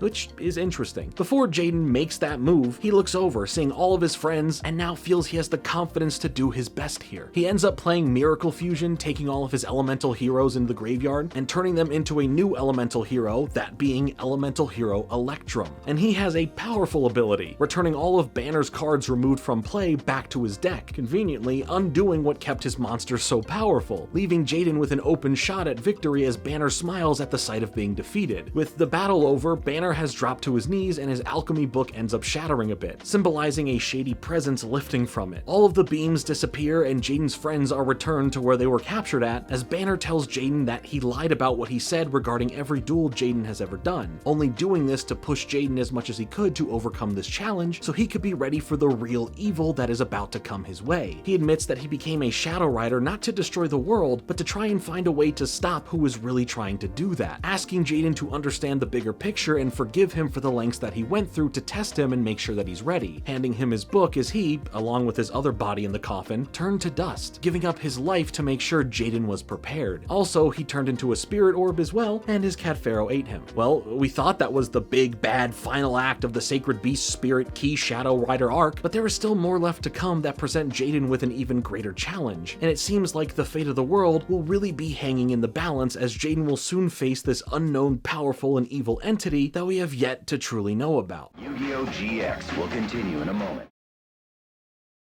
Now it's Yu-Gi-Oh! GX. Now, after so much intense seriousness happening, let's get a little bit silly and stupid for a moment. And I say stupid specifically because of what happens here. It's just dumb to even do. You see, Chazz for some reason gets some strong feelings for Alexis, so much so that he's willing to mess with the fate of the world over it by taking advice from her brother Atticus to go and take the spirit keys and wager them over a duel with Alexis, where no matter what, the keys are going to go back safely into storage, as Chazz is only playing to win Alexis as a girlfriend to go on dates with, and his feelings for her seemingly kind of come out of nowhere, and they're like really, really strong, and spoiler alert, after this episode, they're just gone. But either way, look, it's ridiculous. Atticus is being a messer of an older brother, Zane has some protective feelings over Alexis, and the reason the keys were returned to Chancellor Shepard in the first place is because everyone thinks that this is all over, since all 7 Shadow Riders have been defeated, despite Professor Banner's warning about what is to come. I just feel bad for Alexis. It kind of feels like a lot of the guys we meet see her as a prize to be won. Zane is okay for the most part. It feels like his sentiments towards her feel more like a close relationship type of bond that they have, more so than him alluding to anything romantic. And I guess all of this is another reason why she kind of digs Jaden. He doesn't just see her as a woman, and if anything is really in love with dueling over spending time chasing down a girl. Now, in the duel, Alexis even makes a joke at Chazz's expense, saying she's only in love with dueling, trying to break his heart a little bit here and ease the tensions. And in the end, she beats Chazz and comes up to him offering to still be friends, willing to overlook any of the stupid nonsense that's been going on. And hey, that's great, but all of this gets interrupted as the ground starts shaking, leading Jaden to think this is what Banner warned them about, and that's how the episode ends. Not offering deeper closure on the love stuff, and right into the dark end of the world stuff. Continuing directly from this, we get into the special 2-parter episodes that bring in the title of this arc, Rise of the Sacred Beasts. As everyone is confused as to how this is happening right now, especially if not all the gates were unlocked, and it seemed like Jaden saved the day, a bunch of spires that look basically like the ones already around the school itself begin popping up out of the ground, with the students fearing that what Professor Banner was telling them about is here, and whatever it is, it's not going to be pretty. All of the keys that Chazz has around his neck begin to glow and pull him towards the spires, eventually ripping off of his neck and individually going into each of them. Because of how this looks, Chazz is questioned about this, but he's like, no guys, seriously, I don't know what's happening. This isn't me, I promise. Dang,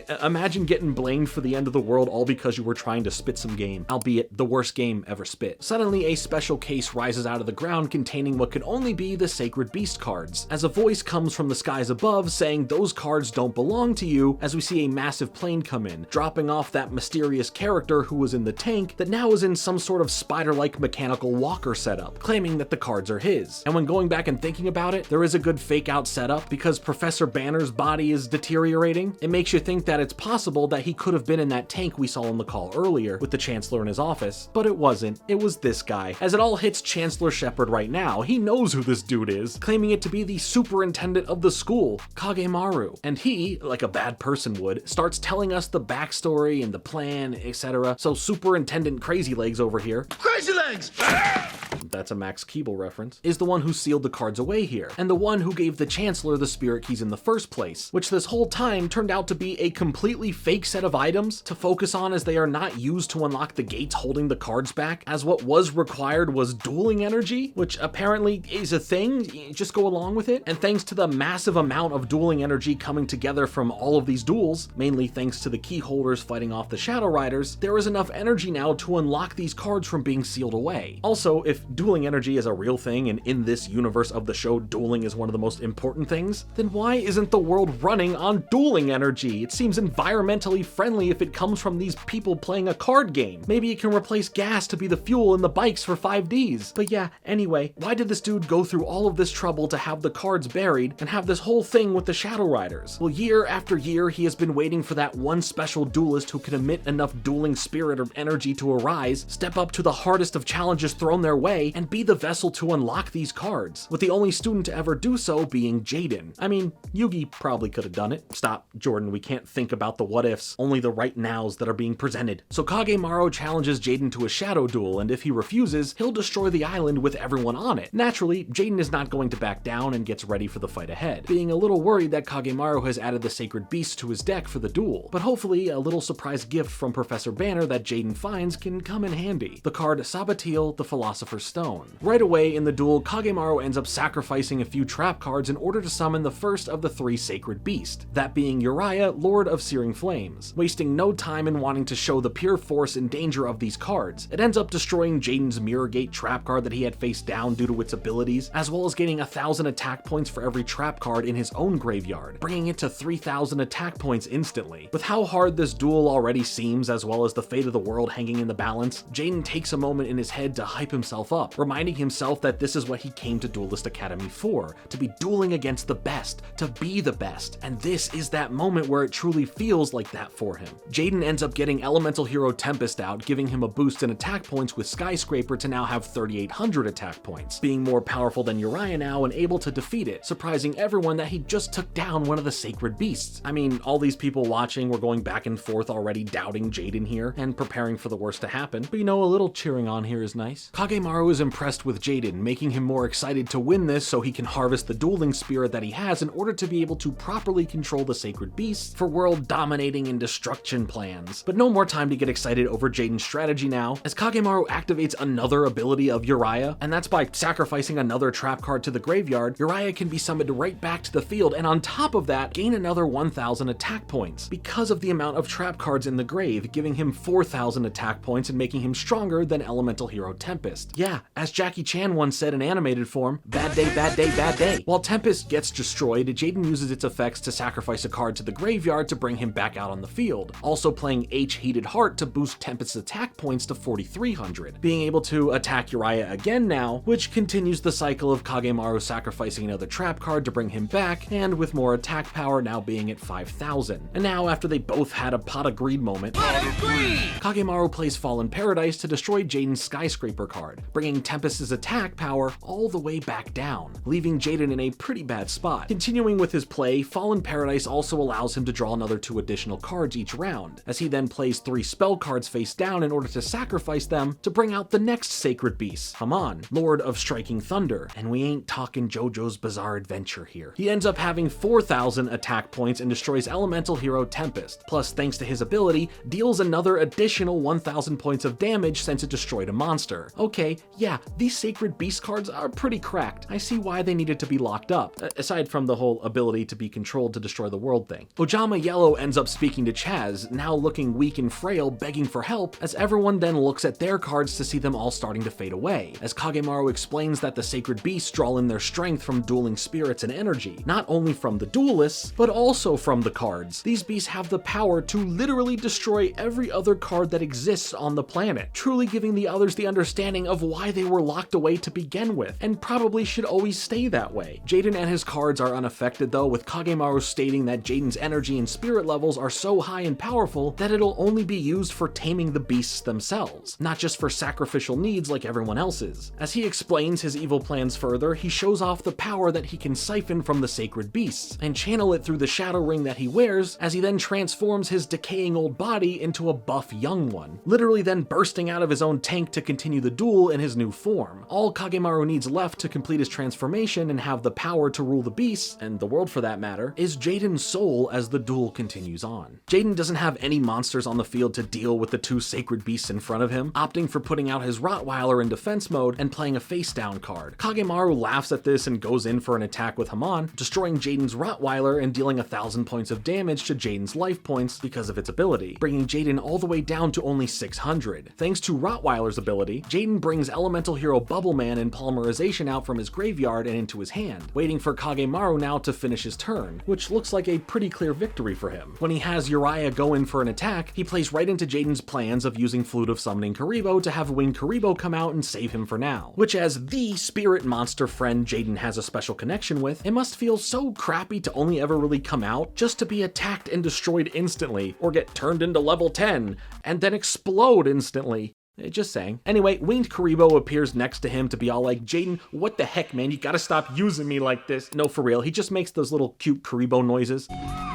While Jaden ends up pulling the card that he found from Professor Banner at the start of the duel. With his turn, he ends up turning Elemental Hero Bubbleman into Elemental Hero Neo Bubbleman, who is basically the same Elemental Hero. He was in a previous episode that we didn't really talk about as it was mainly on the filler side of things, but in the anime, they treat him like a fusion card when in reality, he's not, but whatever. He uses Neo Bubbleman and an equipped Bubble Blaster to take out Haman, despite being weaker than it due to his effect, and thanks to Bubble Blaster, Jaden takes no damage for doing so. When Kagemaru now sends in Uriah for an attack, Jaden plays Bubble Illusion, allowing him to play a trap card from his hand, choosing Heroes Rule 1, 5 Freedoms, declaring the effect be used on trap cards, forcing 5 trap cards in both of their graveyards to now be removed from play, conveniently taking Uriah's attack points down to 0. Now Neo Bubbleman can attack and destroy Uriah, bringing Kagemaru's life points to 2100. But despite such a powerful set of defensive and counter-based plays, Kagemaru plays Resurrection Tribute, destroying Jaden's Neo Bubbleman and bringing back Haman from the graveyard with 4000 attack points. He also then sacrifices a trap card to trigger Uriah's abilities, bringing him back out onto the field as well, and with at least a little bit of attack points. But he's still not done, playing Phantasmal Martyrs, sacrificing a couple cards to the graveyard to bring out 3 tokens to the field. Uriah's attack also went up another 1000 thanks to one of the cards sacrificed being a trap card. Man, bad day to be Jaden Yuki. To make it a lot more worse for him though, Kagemaru still isn't done, now sacrificing all 3 token monsters to summon the third and final sacred beast, Raviel, Lord of Phantasms, who has 4000 attack points. And I love that Kagemaru's deck is literally just built with a bunch of traps, spells, and monster cards, or as we just saw and will see, tokens, just so that no matter what, he can keep summoning these 3 cards, and that's pretty OP. With all 3 of them out, we begin to see cards everywhere fully disappearing from their pictures, making young duelists cry, making Chazz's brother's investments worthless, and making poor Ojama Yellow here look like this, and then just die. Dear God, what is happening? Kagemaru is feeling all of the power flowing through him now, yelling repeatedly, "Come to me," with all the energy and spirit being absorbed into him. And after those choice words he said, Jaden's all like, that's freaky. While the others watching are pretty worried about the outcome of everything, Jaden doesn't break a sweat, being able to bring out Elemental Hero Flame Wingman. But in doing so, we get to see one of Raviel's abilities, being able to summon to the field a Sacred Beast token with 1000 attack and defense, and it's just like a mini version of him. It's so cute. With Jaden contemplating what to do, a Spirit Orb calls out to him as it is Professor Banner telling him to use that card he left for him, saying he must play it now but doesn't tell him how to use it, only saying that is for him to decide, telling him that for the cost of half of his life points, the card allows him to transform it temporarily into any card from his deck that he wants 3 different times, each time costing life points. And after the 3rd time, if everything has been played well enough, apparently the true power will be revealed, and it will...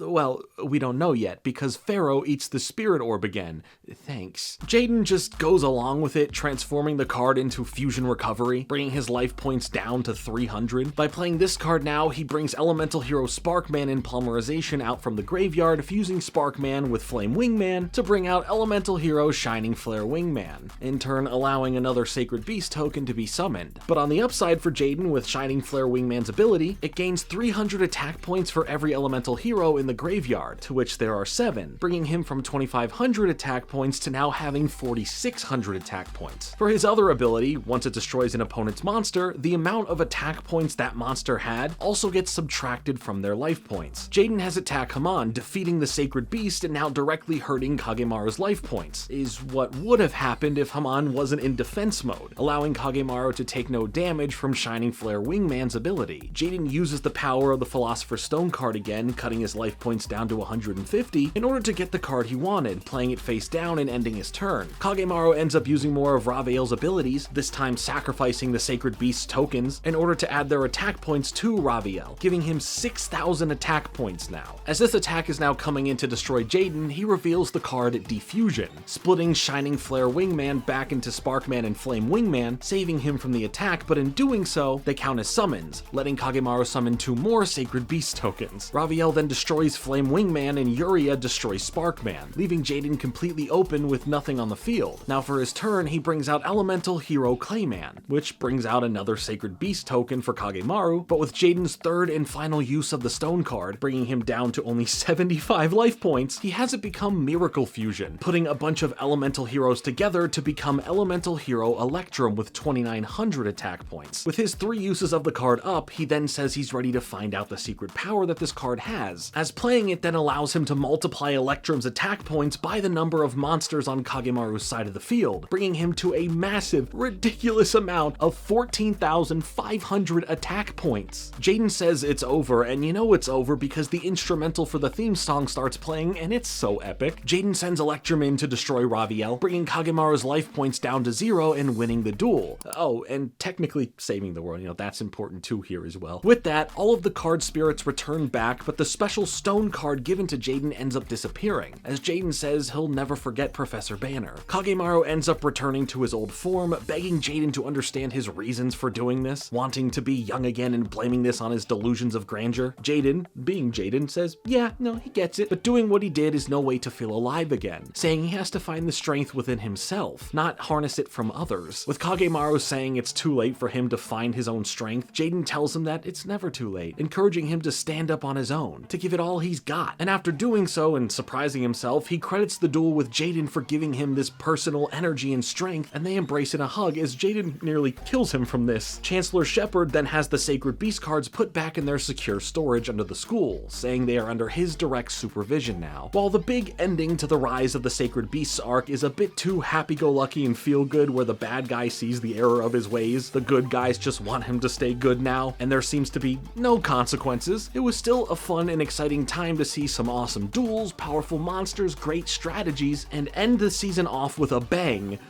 Oh, wait, it's not the end of the first season yet? So like, stopping the world ending and having Jaden defeat the Sacred Beasts isn't where we're going to leave things off for now?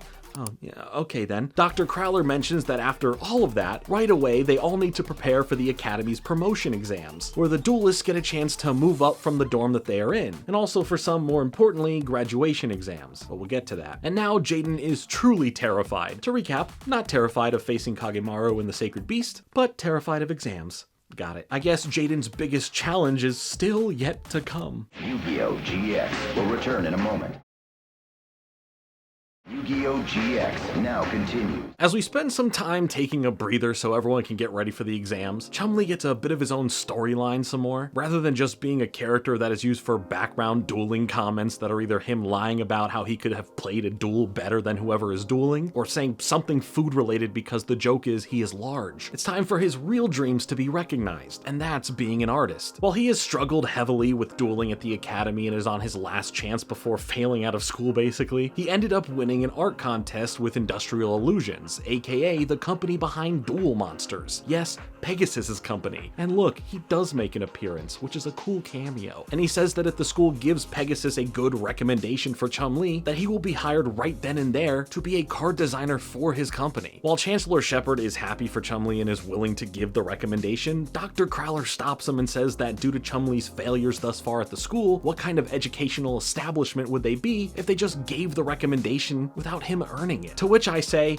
why does he need to be a good duelist at a school in order to go make cool art for the cards? Dr. Crowler says it will be a duel to decide it all then, Chumlee versus him, and if Chumlee wins, he'll get the recommendation, but if he loses, he'll be expelled from Duel Academy and will receive no recommendation. Chancellor Shepard just goes, okay, why not, have fun. The Chancellor, he's not a bad guy, he's quite nice, but he's just kind of a schlub, Luckily for Chumlee, he does give the duel his all with all of his friends watching and supporting him. With the passion he has to chase his dreams, putting everything he's tried to learn into his strategies, he ends up losing the duel to Dr. Crowler, crying over not being able to prove himself, even when he really tried. But all of his friends and Chancellor Shepard stand up from their seats and clap for him, saying that was his best dueling performance ever, and that he should feel very proud of himself. Dr. Crowler then breaks his hard exterior for a moment to tell Chumlee that while he did lose the duel, losing doesn't always mean failure. He didn't want the duel to be about winning or losing, he wanted it to be based on ability, to which Chumlee showed that he had that in stride. The tough threats of expulsion and not getting the recommendation were only there to push him so he can be his best, something Dr. Crowler knew that was there and wanted to push out of him, like a good teacher would want at the end of the day. You know, this Dr. Crowler guy ain't so bad after all. I think he's really growing on me. He tells Chum-Li that he will be given a recommendation, and that technically now, he's just graduating. No more school for him, straight to the 9-to-5 working life. It's a pretty nice episode, and I'm happy for Chum-Li to follow his dreams. For now, we do get into the final two-parter episode of the season, the graduation match. While this won't have the tension or stakes like the Rise of the Sacred Beast finale did, it will still deliver a solid and exciting enough ending for Season 1 of Yu-Gi-Oh! GX. We start off with Zane being shown as the top duelist in the school with the highest scores in the school, making him the headlining match at the graduation exams, and given the honor of picking who he gets to face off against, deciding that the only person worthy of this would be Jaden, wanting to give him his rematch since the first time they dueled. Zane pops over to the Slifer Red dorm to tell Jaden the news and give him the time to prepare, and Cyrus is all like, "Oh no, Jaden, this is like the biggest match of the year, and that's my brother Zane, and he's like the best. What's happening? Jaden, what are you gonna do?"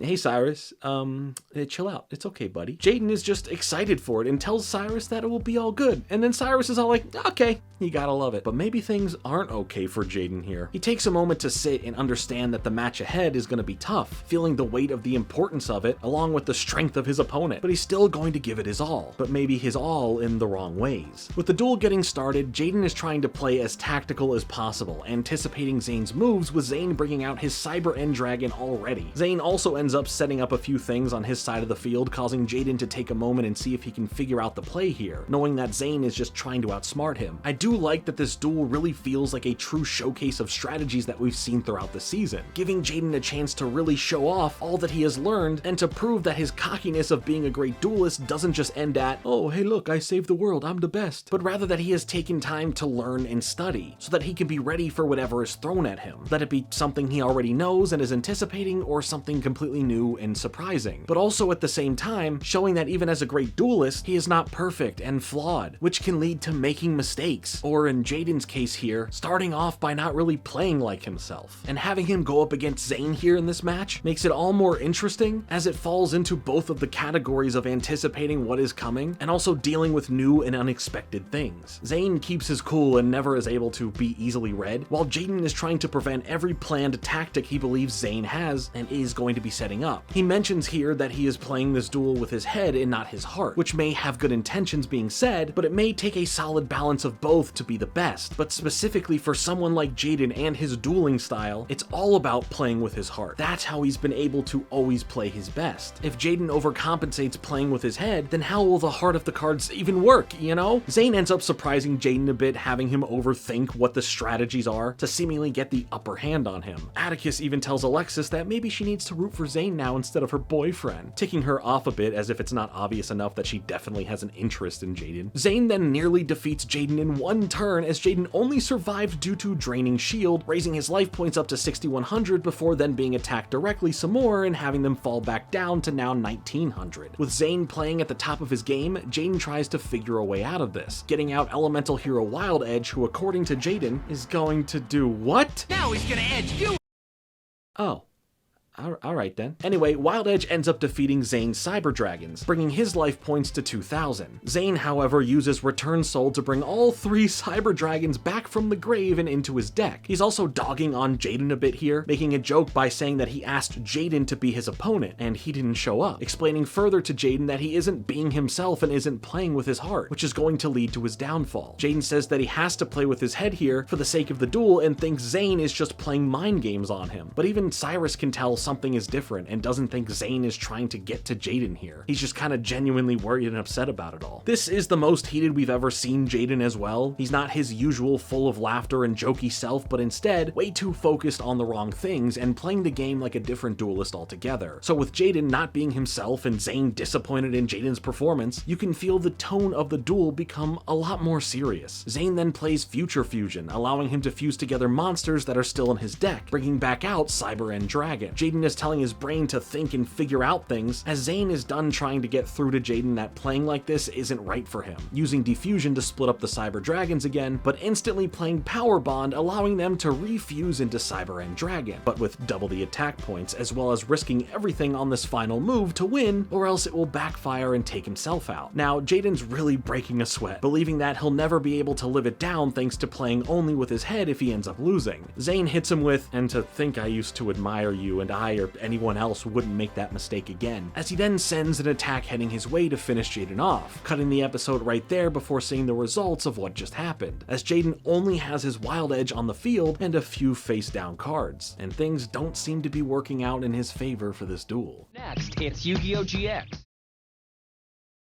You're watching Yu-Gi-Oh! GX.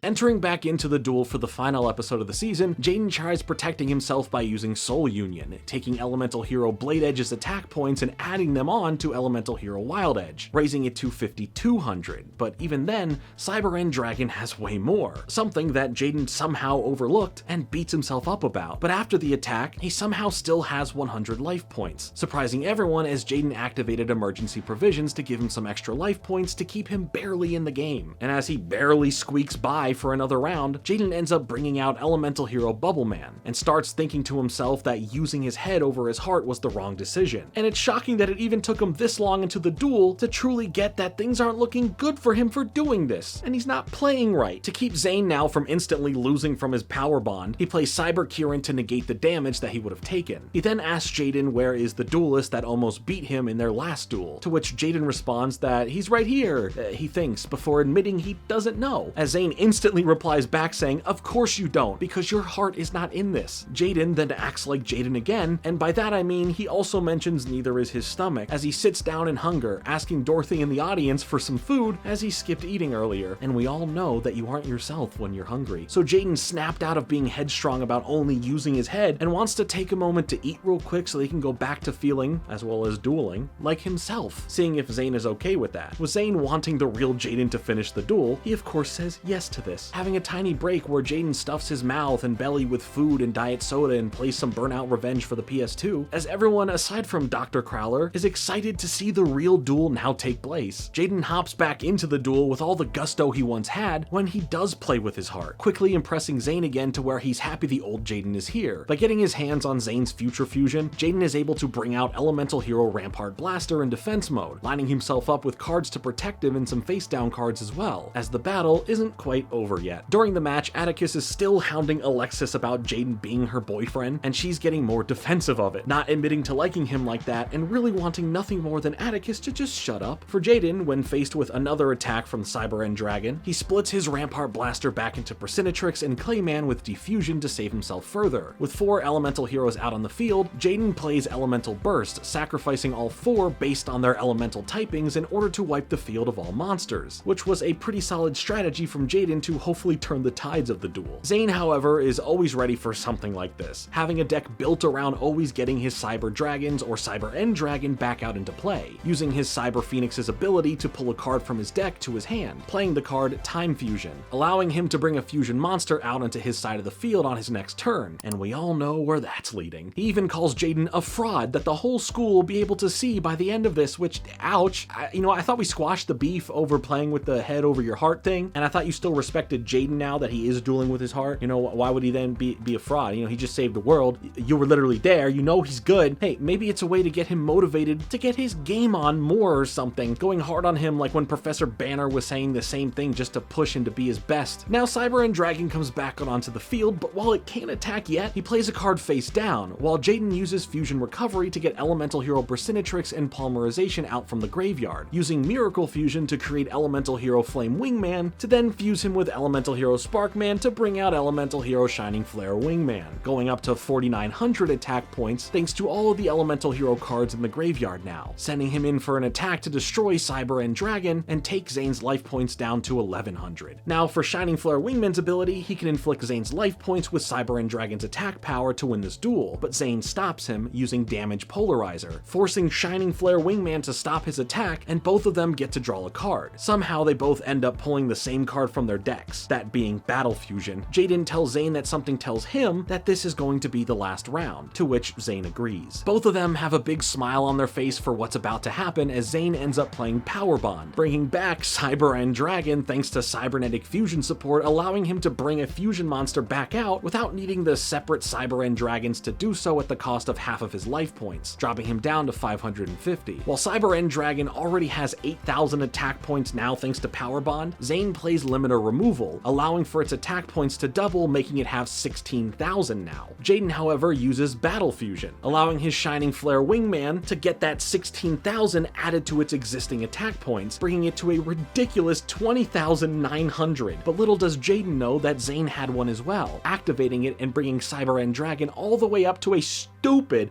36,900 attack points. Jaden knows that whatever's about to happen, it's going to be the end of the match, but he's just happy with such an incredible end to the duel. He tells Zane that he's going to miss him after this match, as Zane is graduating in general from Duel Academy, with him telling Jaden the same, and says that he's passing the torch down to him, meaning that once he's gone from here, Jaden will now be the top duelist in the school. Despite his grades or his rank, he'll be the best and wants Jaden to make him proud. Jaden tells him that he's going to give it his all, but he's going to do so starting right now, mentioning that the game's not done, having one final trick up his sleeve, the trap card Final Fusion. Appropriately named, we appreciate that. Now the theme song instrumental is kicking in, and things are getting real now. With this card, both of them take damage equal to the number of combined attack points their monsters have, which is a total of 57,800, with them both wearing a smile on their face as they get ready for them to both be hit with the attack at the same time, which was the most amount of attack points and damage done at the time in Yu-Gi-Oh! History in general. As a white light engulfs the arena, we see everyone in all of this. Heck, Bastion ends up doing the Attack on Titan salute because of the way the battle is going to end. With both duelists defeated from that, the match is officially a draw, giving them room to have a proper rematch one day. The two of them look forward to whenever that day is, dapping each other up and nearly passing out from exhaustion while laughing from the experience. Jaden says after everything, he certainly needs a break, and guess what, buddy? Hey, that's exactly what you're gonna get, as that is the official end to the first season of Yu-Gi-Oh! GX. There's a whole lot more to still come in the series though, with Jaden and the gang going into their next year at the school. Will there be promotions to different dorms for our main cast? Will there be a relationship between Jaden and Alexis that forms? Are there darker moments than the Sacred Beast storyline yet to come? Next time when we come back, we will be taking a look at Season 2 of Yu-Gi-Oh! GX, all of the lore, the insane moments, and more, and I can't wait. This has been a blast to revisit and deep dive, and I hope it's been the same for you. So in the end, Yu-Gi-Oh! GX continues on a new path away from the original series and the original characters. It honestly felt like the next generation of Yu-Gi-Oh! In the best of ways possible. The new protagonist is fun, the supporting characters are interesting, and all of the new cards were so cool to see. And next time, we move on to the second season of Yu-Gi-Oh! GX to see where things go from here. So come back soon to continue getting your game on. I really gotta stop saying that, don't I? Either way, let me know all of your thoughts regarding the first season of Yu-Gi-Oh! GX and more in the comments down below. Thank you so much for watching. Make sure to leave a like on this video and to subscribe for more videos like this coming soon, as well as part 2 and then part 3. But until then, later. Oh, that's when I should have said get your game on.